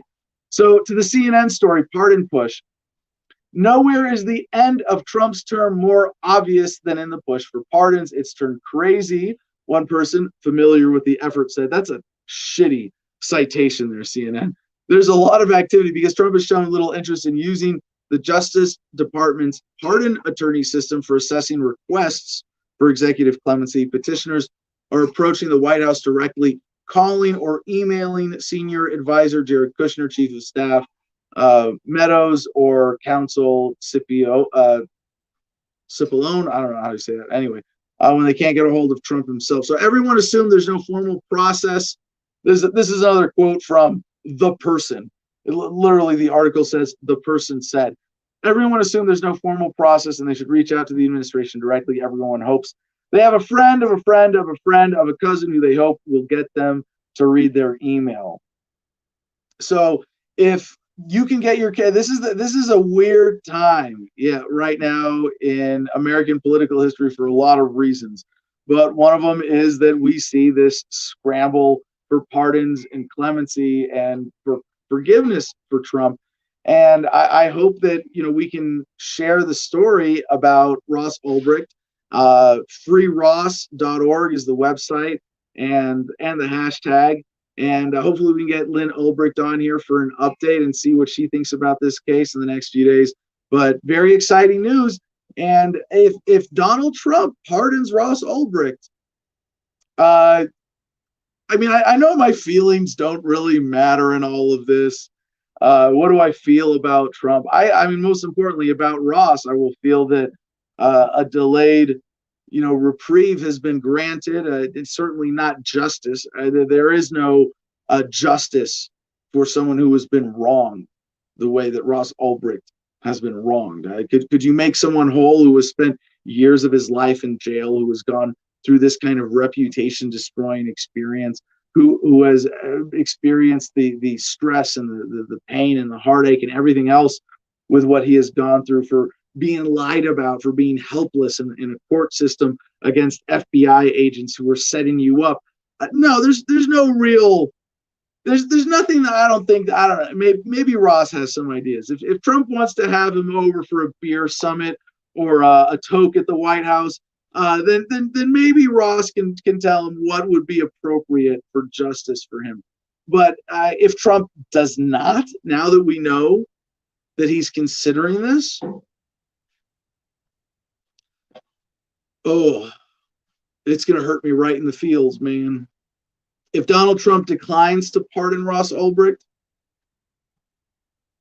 then his legacy will be the unforgiving, not Trump the forgiving, or the merciful, or the just, but just another unforgiving tyrant. Probably whether or not he frees Ross, but at least we'll know, if he does, that he took the last moment of his presidency to, in this one small way, do the right thing for Ross Ulbricht. All right, our next story, also related to Trump's leaving the White House, from Yahoo.com. Trump's Mar-a-Lago neighbors don't want him to move there. They may be able to stop him too. President Trump may be refusing to concede that he's leaving the White House in January, but First Lady Melania Trump and the Secret Service are reportedly busy preparing his post-presidency life. At Mar-a-Lago's private club in Palm Beach, Florida, there may be a hitch in the plan, though. The neighbors, and thanks to legal agreements Trump signed back in the 90s, they may be able to stop him from making Mar-a-Lago his next home. Yeah, they sent a letter to the town of Palm Beach and the Secret Service demanding the town notify Trump that he can't reside at Mar-a-Lago because he signed away that right in 1993. Telling Trump he can't use Mar-a-Lago as his residence will now avoid an embarrassing situation in which the former president is ordered to leave after he moves. So what is this 1993 thing? Because he made it a private club, and in order to get approval for the transformation, Palm Beach made him sign an agreement that no club member could stay at Mar-a-Lago more than 21 days a year or 7 consecutive days, among other restrictions. Yeah. Well, I think he's exceeded 21 days there a year this year, but now I don't know. This is going to be a fun fight to watch play out. If I had to bet on this, I think that Trump's going to figure out some other way around it, as with a lot of his deals. But yeah, nice to see him being resisted in this one other way still. Let's see, Producers Club, Peter Yapel shares this comment from Steel Kraken and Vandersteel on Twitter. According to a source close to the White House administration, real Donald Trump POTUS has ordered most of his White House staff to leave D.C. area and clear out. Something big is about to go down in D.C.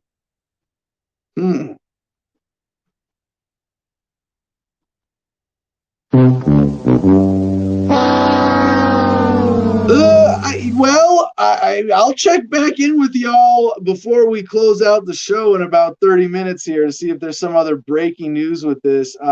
This is from yesterday, apparently. A White House staff leaving D.C., something about to go down in D.C. So Peter says well, Peter, I don't know, man. It sounds like you're falling for a little of the palace intrigue bullshit drama here, because we heard the same thing last weekend. Remember? You got member berries. You got to be eating your member berries. Last Friday, yeah, they said they were going to. It was a big critical thing, turning point event going down in D.C. And well, it was another bullshit protest. I don't say another bullshit protest. Maybe that's too simple, but 4 stabbings and 30 injured and some, I don't know, few arrested. It wasn't like, oh yeah, because of what happened. I hope people appreciate how on this show, in covering the news, I filter out a lot of bullshit. There are a lot of things that the mainstream media wants to promote in a manipulative way. Like, hey, this is about to happen. Let's see. Let's see what what the response is. And I don't do that. There are a lot of stories that are, someone is covering this or making this a big headline because they're trying to manipulate the narrative. They're not honestly telling you what important things are going on. They're saying, look at this because it serves my interests. CJ says, need more than a screenshot for that story. Need to have the order documented, not via Ann Vandersteel via Twitter, via only. Yeah. That's the other thing, is if there was something more significant to that story, if there was something significant to that story, that's not how it would come out. It would be in, and I hate to say, like, there's value to the mainstream media, but yeah, if you understand what it is as a source, you would see that there's a certain nature of it to maintain its credibility, where they wouldn't go, hey, we saw a tweet where someone said maybe this is happening, because they would then have to look to the White House before covering that story. I'm not saying this is true of all mainstream media, but that we do use it. That's like, we would be looking for something. If there was really a Trump order yesterday before 10 p.m. to clear out the White House, it would be a pretty major mainstream headline right now. Exactly. You are fake so, news. Mercedes also want to share this link. Trump's 29th trip to Mar-a-Lago brings golf tab to 334 years of presidential salary. Yep. President often brags about not taking a paycheck, but his golf hobby has now cost taxpayers, 334 years of presidential salary. Thank you for proving my point here, Mercedes. It's a lot of manipulative propaganda. All right, let's get through a couple more headlines.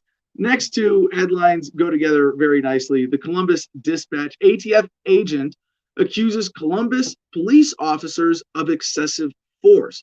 This is an actual agent with the BATF, Bureau of Alcohol, Tobacco, and Firearms. Yes, it's almost a dumb cliche now to say it should be a convenience store rather than a government agency. And we're talking here about Agent James Burke, who is a 16-year veteran of the ATF. And he said that he was working a routine assignment on July 7th. And he went to the 3300 block of Edgebrook Drive near Dublin to retrieve a shotgun from someone who was not permitted to have a firearm. So right away, I'm thinking, no sympathy for an ATF agent who is going and violating individual gun ownership rights. And what happened is that he knocked on the door, and he was in plain clothes. He had his credentials in a pocket and an ID card around his neck. So not in uniform, plainclothes cop with a badge, on a lanyard kind of thing. And he said he was in casual professional attire. He knocked on the door, and the person inside called 911. And I actually read the badge number. And then something went wrong, right? Now, a couple things went wrong. They didn't look up the badge number. And you would think, right, you would expect, given how much money governments spend on law enforcement, they would have the ability that if you called 911 and said, I need to verify if this guy's a federal agent, here's his badge number. Is he supposed to be here? But they'd be able to do that for you. Not only did they screw that up, they sent 2 officers to respond to detain him. So according to Burke, now how trustworthy is this criminal acting under color of law, calling himself an ATF agent? I mean, he is an ATF agent, which is why he's a criminal acting under color of law. But the officer, according to him, the 2 local cops who responded to the scene drew a gun on him, held it on him for over 90 seconds, tackled him, held him down, cuffed him behind his back, and tasered him before realizing who he was. So this is against officers Fye and Winchell, who, and Burke apparently was cooperative like the entire time. He said he had his hands up and said, hey, my credentials are in my pocket. So now he's suing them. And, when I see something like this, I go, yeah, there are a lot of lessons. And this is one of those ultimate snake eating its own tail stories. Hey, cops going after cops, finally, whether it's by accident or who knows, because there's with stories like this, there's usually something more to it. And in this case, there's one layer of more to it that's pretty obvious. We're going to get to in a second.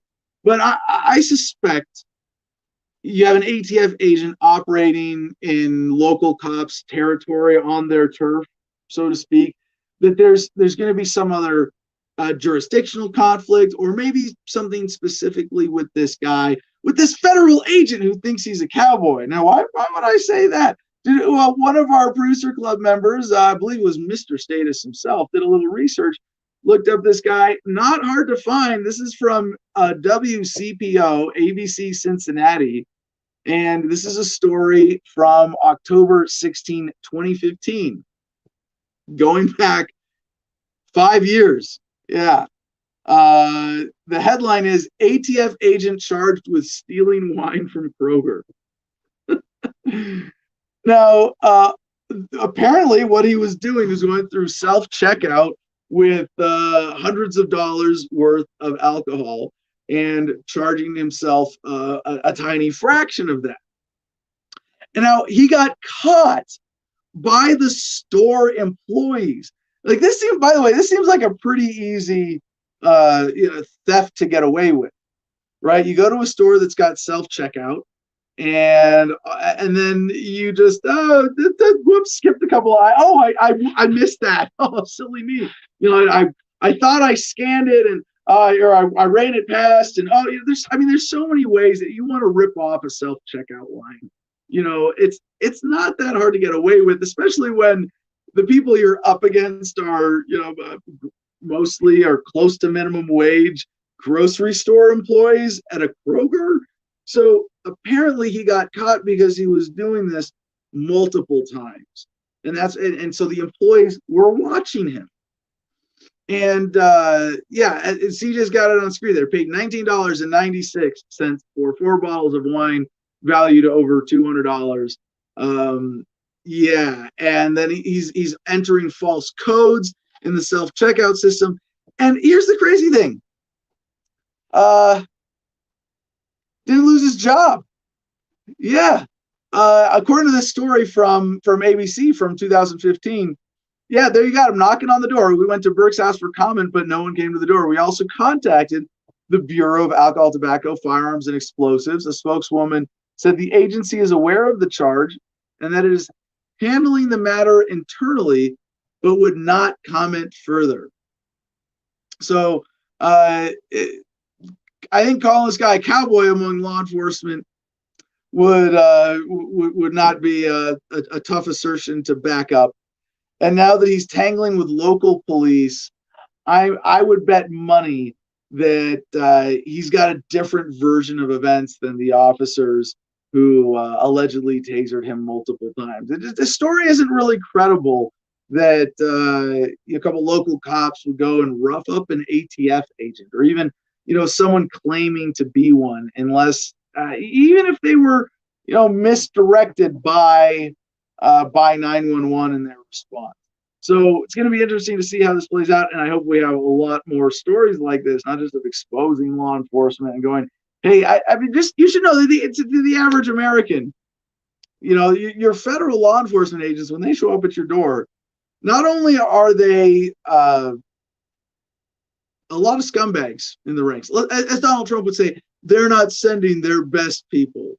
They're sending murderers, rapists, thieves, all kinds of criminals under color of law when they come knock on your door and say, well, hey, I'm a federal agent. You need to answer the door.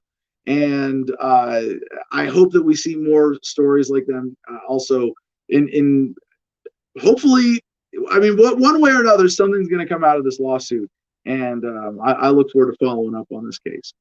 All right, let's get comment Jim Freedom up here for just a second to check in with our audience before we get to the last UFO story. They're not sending their best. They're not sending you. They're sending people that have lots of problems. Bringing those problems with us. They're bringing drugs. They're bringing crime.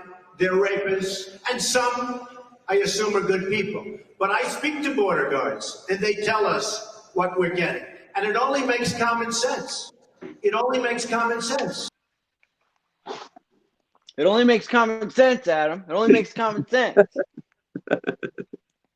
But don't make dollars. It don't make common sense is an uncommon virtue among federal agents, apparently. Well said. Kareem Mays says, good story, but fuck the ATF after Waco. They should have been turned into a convenience store. Wish JoJo won and got rid of these clowns. Eventually, it'll happen. Yeah, someday. Miss Prepper points out a few things here. She says the government is the only one allowed to sell drugs. People sell drugs on Facebook and Instagram, but we don't see them getting shut down. Yeah, CJ knows what's going on. And she said, for some contrast, she said a girl in her town just got 30 days for hitting and killing a young woman with her car and leaving her to die and then lying to the cops 3 times, having her mom help clean the blood off the car. Whoa. We have an attorney general that is a Donald Trump elector that just murdered a man, vehicular homicide, left him dead on the road overnight, found his body the next day, got to drive a sheriff's vehicle home that night, was at a bar for 5 hours prior to it, took no alcohol test within 15 hours of the event, told 911 that he thought he hit a deer in the middle of the road. The body was found on the very far shoulder of the road. The guy had a flashlight, and that woman went to jail, but our attorney general is an elector for Donald Trump today. Just want to make sure that everyone's aware of that fact today. Who is this?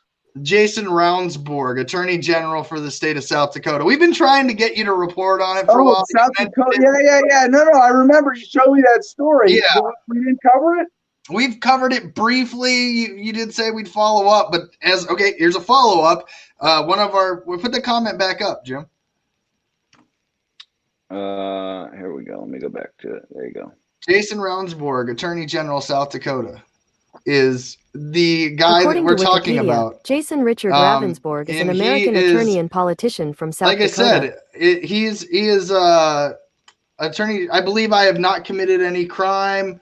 Again, he hit somebody, left him for dead. Was definitely, the expert said he was distracted driving at the least, which is still a crime. There is a victim in this story. There is a dead man, and his family was investigating it. There's a whole thing, and he comes out saying he didn't commit any crime, but he lied to the 911 dispatch. Who gets to drive an officer's vehicle?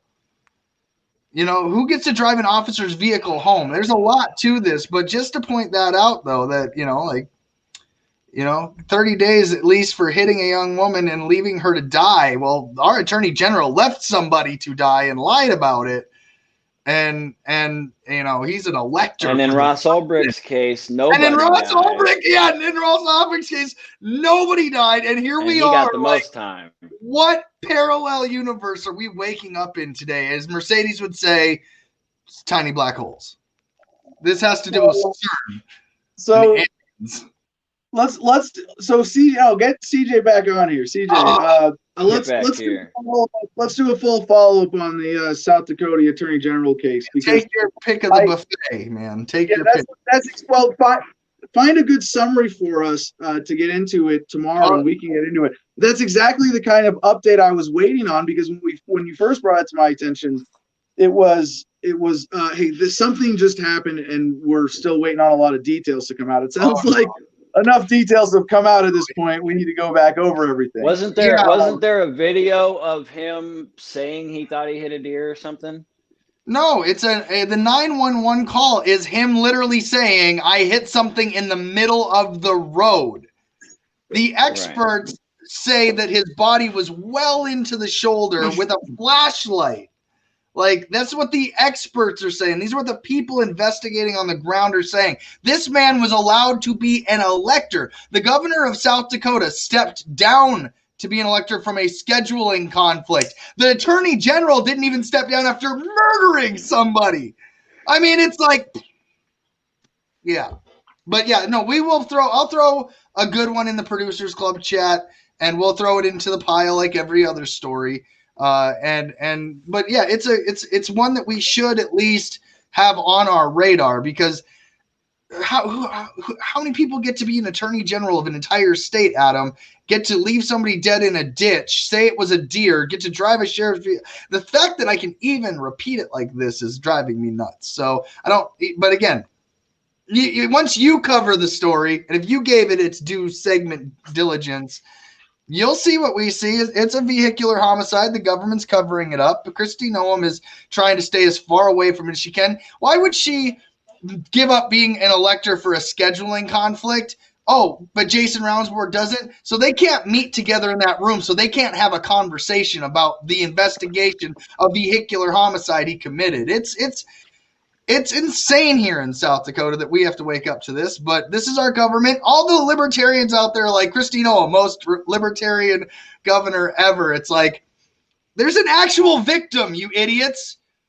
We are like debating whether or not you should be able to smoke cannabis, and we have an actual victim with an actual crime. It's an attorney general, and nobody bats a fucking eye.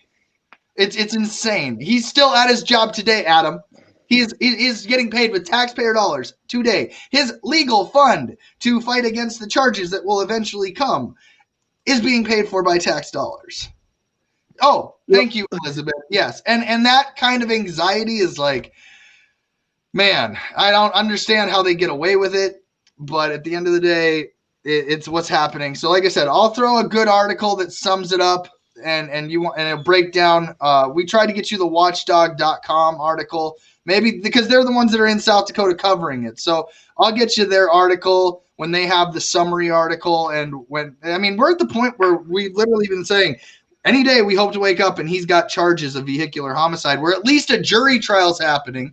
So it's out of the public speculation, and the facts can be presented to a jury of 12, and he can get due process. So it's really even amazing that the ones that they enslave are advocating just for, hey, just show us that you give yourselves due process instead of covering up your crimes. Like, hello. Well, it's like Elizabeth just said, man, this is business as usual. I don't know why you're surprised. I'm pretty sure if you're not willing and able to kill somebody and leave them in a ditch, they don't let you become a state attorney general. It just blows my mind. Well, yeah, right. And that might just be it. But again, it's just weird. I don't know why we're doing it like where we just say, hey, go be an elector for the president after you left somebody dead in a ditch. Who comes up with this? This is what I'm saying. Like, these are the things that I wake up to, and I'm just like, yeah, don't tell me we have some kind of constitutional country and we care about freedom and democracy and all these things that they talk about. It's like, no, there's a dead man in a ditch, and you guys are all just forgetting about it. It's probably like a secret requirement to become an elector. Secret requirement to become an elector. You have to have gotten away with killing someone. I don't know, man. We're walking that line where we can be like, well, if they just had to kill one child and drink the pineal gland juice, like, it's like, well, I don't know, man. Like, I don't know, like, what kind of thing they have going on there where, they're like, but again, who leaves somebody in a ditch like that? Who gets to still be an elector? Who doesn't even resign? Think about it, Adam. If I had hit somebody if he resigns, he can't work his own cover up. No. Listen, if I had hit somebody, Adam, and killed somebody, and I was being investigated like this, and I had done something wrong, either distracted or whatever it may be, where there's somebody dead, I'd resign as the producer of this show just because I wouldn't be able to do my job functionally. And I'm just a producer of a podcast. This is a guy that can put you to fucking death. via Zoom. Exactly. Like Exactly. it's an insane thing. You've never experienced his level of power, though. Right, Absolute and you know power what? What's corrupts funny absolutely. when I lost for this is a funny story. When I lost the governor campaign in 2018 in the Libertarian Party, and they gave and I asked, they said, CJ, is there anything else you would like to run for? I said, do you have to be an attorney to run for the attorney general position? Because they're a bunch of trash too. And if at least we can put somebody up for the Libertarian Party to run for attorney general, that would, you know, like maybe we could do that. And they were like, yeah, no, you have to be an attorney to be the attorney general. I was like, well, fuck. But now we got Jason Ravnsborg, who left a guy dead in a ditch and still gets to do his job. So, yeah, we'll update you on this story, I'm sure. Pay attention. It'll be in the pile in the Producers Club. You'll see it in the notes someday. Yeah. Pineal gland juice, adrenochrome. Listen what happened. I'm not wearing my hat. It's got to be conspiracy day. You know, like shit's getting weird. I don't know, man. All right. Well, tomorrow we're going to get into the antitrust lawsuit with Google, and we'll get to our international news block. But a couple headlines to run through before we get to the aliens today. This we touched on yesterday. Lancaster County Jail inmates now paid for work after Nebraska voters passed slavery ban. Now they do, but too bad they don't define these terms very clearly. I'm not saying that this is bad news, but before this, they were being forced to work. Now they are getting paid jail wages, which it's I don't know, where's the number in this article? Like $10 a week, something absurdly pathetic like that. And you know, is it slavery to be locked in a cage if you didn't do anything wrong? Yeah, well, this was from an amendment that was approved by 68% of voters in November to abolish slavery as criminal punishment. You put it like that, how the hell do 32% of Nebraska voters vote to keep slavery as a criminal punishment? Wow, yeah, it's an interesting place to live. And yeah, so now they're getting, I guess I thought I had the number, but yeah, it's oh, here it is, $2.20 up to $2.25 a day. Yeah, well, that was so that's what it was originally anyway. But yeah, it's not like you're making good money and coming out of jail wealthy. TheHill.com has this beautiful headline: Iowa church buys and forgives $5 million in medical debt ahead of holidays. And yeah, that's basically the whole story. There's not a whole lot more to it than that. Just a beautiful thing done by the Capitol Hill Lutheran Church. And shout out to Reverend Minna Bothwell. They requested requested suggestions from her congregation about which local causes to focus on, and you know they had this much money. They said according to the important part of the story is the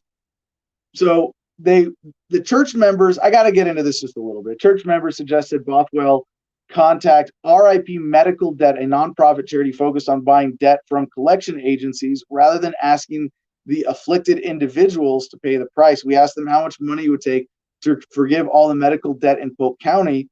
They responded with what you have, you could forgive debt in all of Iowa.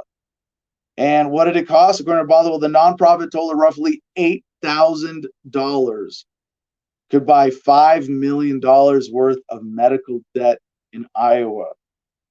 And as the nonprofit said, by forgiving this debt, we strive to give struggling individuals and their families a fresh start.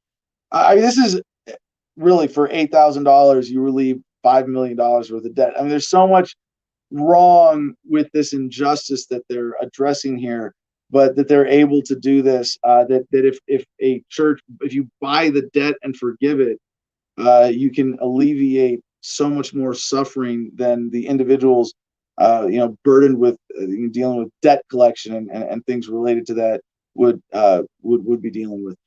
USA Today, body cam video shows Phoenix police fatally shoot ex-NFL Stanford player Ecom Udofia, and there's story is he was erratic with a gun in the street, jumping in and out of traffic, and they have body camera footage, and it sounds like, yeah, this is a guy who was deranged one way or another. Drugs, alcohol being the most likely culprit of the worst drugs that can cause erratic, violent behavior.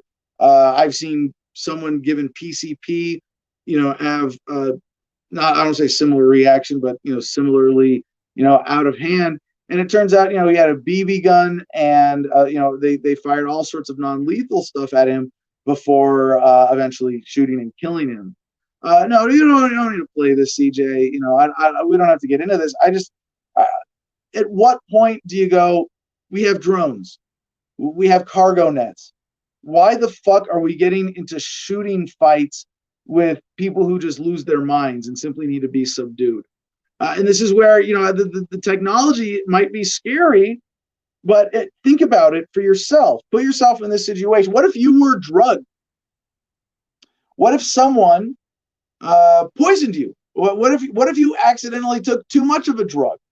What if you lost your mind for whatever reason, and you grab whatever weapon is handy, and you're out in the streets, running around in traffic, getting in people's faces, harassing other people? Like it happens with surprising regularity in America, because we see headlines like this where you go, how did this start again? And they present this as, well, why did the officer shoot? Well, there's a man acting erratically with a gun pointing it at officers. What they don't say is there was a guy who was losing his mind. There was a guy who was out of touch with reality and was a violent threat to people around him. And we had a government public safety agency, a law enforcement officer, go in and do the shittiest job possible of safely subduing this individual. Imagine if that's you. Do you want to be addressed by a cop in that situation? Or do you want law enforcement, whether it's or public safety servants, whether they're government or private safety agents, to be able to subdue you without physically injuring you? If the government had that ability, and they do, the fact that they don't employ greater non-lethal means of subduing people, drones and cargo nets. Who knows if that's the safest way? But it's safer than shooting somebody, I'll tell you that much. But yeah, you drop a cargo net on someone, shoot them with a tranquilizer gun, put handcuffs on them, get them to a hospital. Like, really, we're not capable of that? We have to kill motherfuckers in that situation? That should be an intolerable embarrassment for American law enforcement. So, I hope with a story like this, it's just one more that makes you go, yeah, that guy didn't have to die. We have to do better in situations like this. And I guess, you know what, CJ, we're going to have to save the aliens for tomorrow. Really just quick story here. New Sat. Well, you know what? Screw it. We're at 2 minutes to go. Let's get Jim up here, and we're going to wrap things up. We're going to have a big grab bag Friday for tomorrow's show. But today, let's check in with the audience and do the good news and sign off here properly. Shall we, Jim? Yeah. I saw a little choppiness in my feed there for a second. I wonder if I'm hitting my data caps. Have you ever heard of David Knight? I don't think so. Okay. Well, Cacao Steve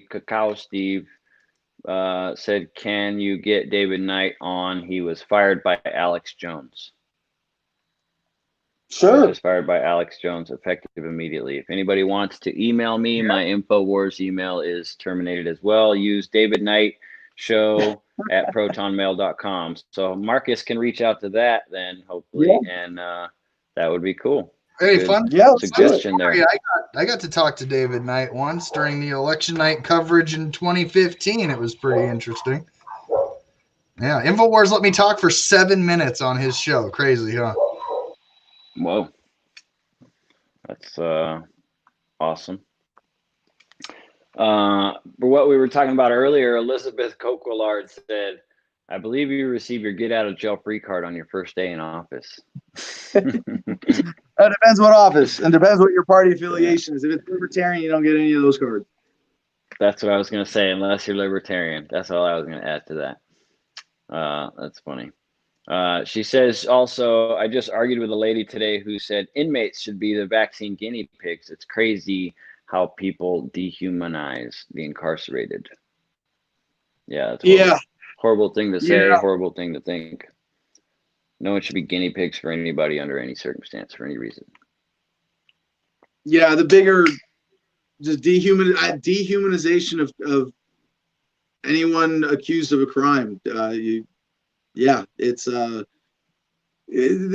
man, I could talk about that for hours about all the psychological implications, but thank you for pointing that out, Elizabeth.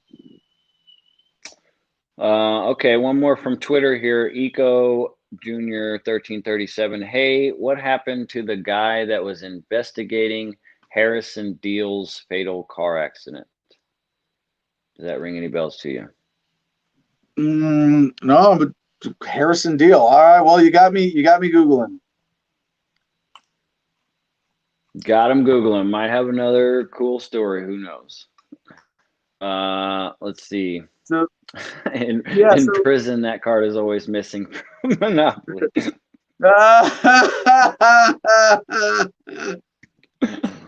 That's funny. I like that.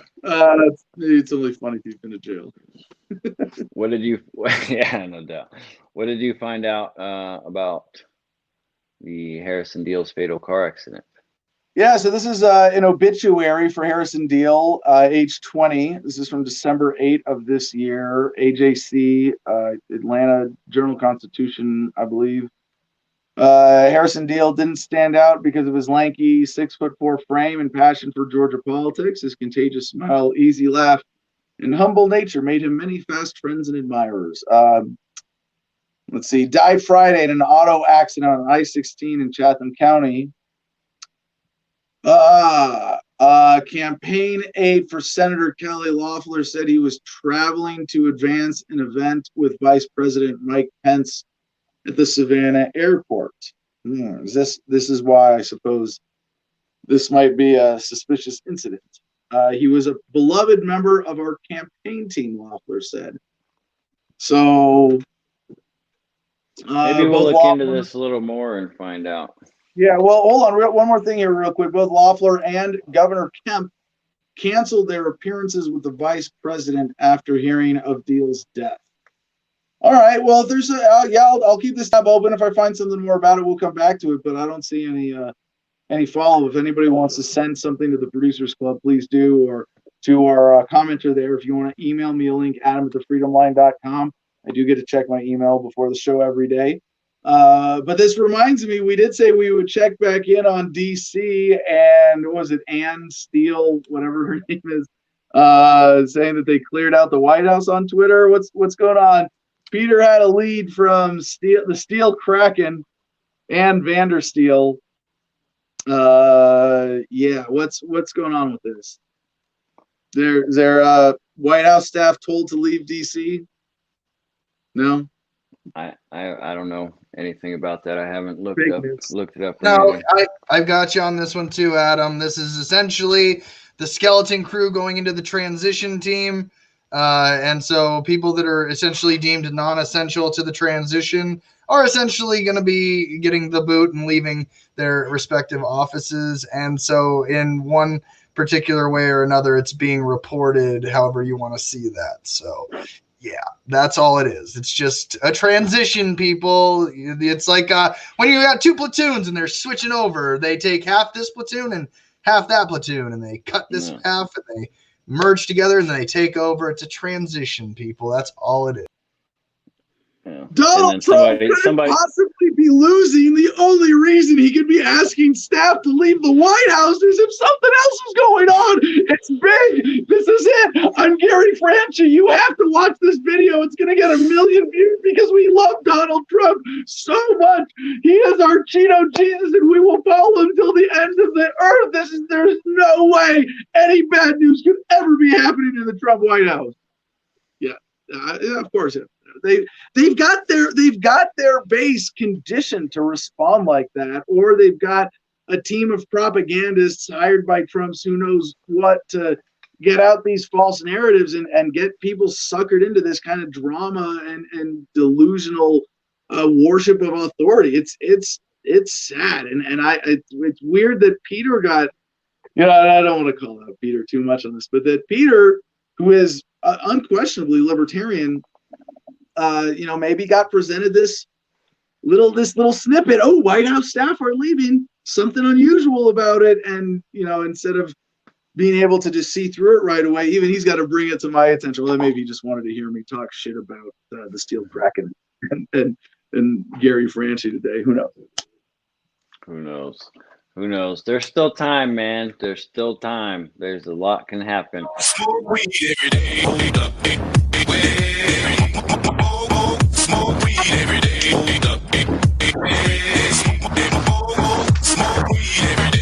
Oh, we're gonna play the music. We got to get serious to end this Thursday show. Studio Bong, repacking it.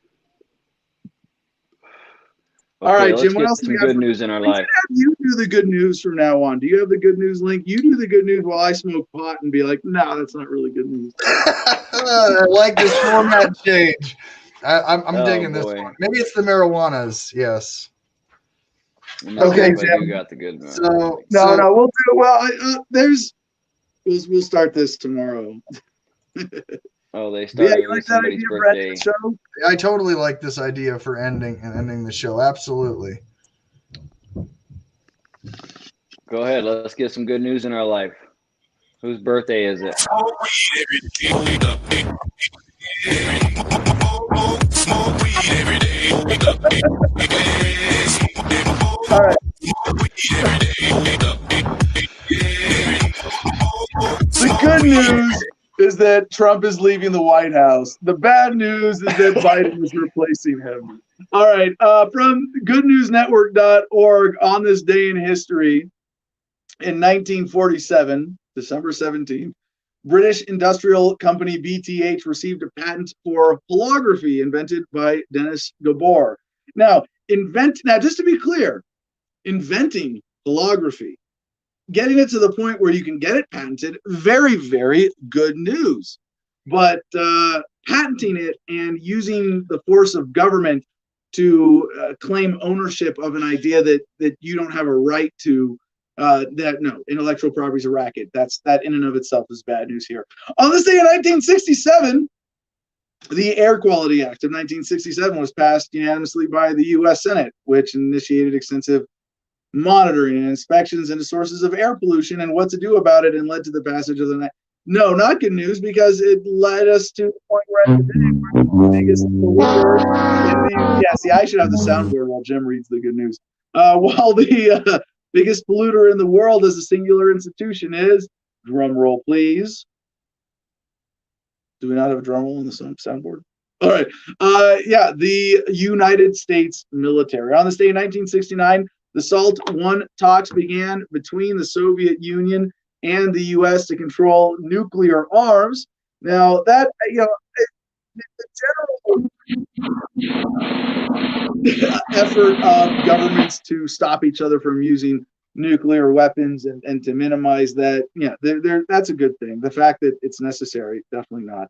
On this day, 1997, and by the way, this is why I have to, I love and hate the Good News Network at the same time. They said that it was good news that on this day in 1997, the Firearms Act was extended in Britain to become a ban on all handguns, with the exception of antique and show weapons. And general violence has been, let's just say, problematic since then. On this day in 1999, the UN General Assembly passed a resolution designating November 25 as the annual International Day to eliminate violence against women, while obviously mostly for show. Good news. Violence against women. Bad. On this day in 2002, Congo's government, rebels, and opposition parties signed a peace agreement to end 4 years of civil war and provide for transitional governance and legislative and presidential elections within 2 years. On this day in 2003, Spaceship One Flight 11P, piloted by Brian Binney, made its first supersonic flight. On this day in 2017, French sailor Francois Gabard set the round-the-world record for fastest solo navigation of the globe in 42 days and 16 hours. And happy 84th birthday to Pope Francis, who became the leader of the Catholic Church in March 2013. And with that, Jim, you're going to do the promotions. and I'm gonna get with him. Okay, please visit Adam for. I don't know where it's at. AdamVersusTheMan.com. That was horrible. But then click on the patreon.com/AdamVersusTheMan. You can join us for $1 or $5 or $10 a month. Our okay, good, and better patrons. We also have the $50 a month for the best patrons. That's more the advertising level. If you really have something you want to make sure to get on the show with us. You can also visit the store while you're there, so you can check out the brand new Freedom Panties that CJ has just put forth into the world. Hopefully we start seeing these everywhere at like you start wearing them at your protests. That'll be awesome. That'll be great. Yeah, we want to see those everywhere, period. Let's go. After that, you can go to Cigar Federation, where you can use promo code ADAM10 to get 10% off of anything you want for your tobacco cigar smoking habits. We had a referral for the punk rock cigars the other day. I don't remember who it was, but they really, really loved them. If you watch yesterday's show, you'll see that. Low Key 209, I think it was, now that I think of it. So there's your promo code for that. And lastly, Make Them Debate can get Adam into, if you ever wanted to see him debate with anybody you could possibly think of, check that site out and propose a debate. You, the watcher right now, can go on there and effectively come up with a debate you think would be good and see if anybody else wants to donate to that debate as well and make that happen. So that's another cool feature of that. Instagram lets you know everything that Adam's been up to at the Garden of Freedom. You can check out a lot of pictures, a lot of great pictures from there over the last year, pretty much, and see what's been going down there. And Adam will start posting more there someday soon. Yep. And with that being said, there you go. Mwah. Peace and love, y'all. Choose happiness and be excellent to each other.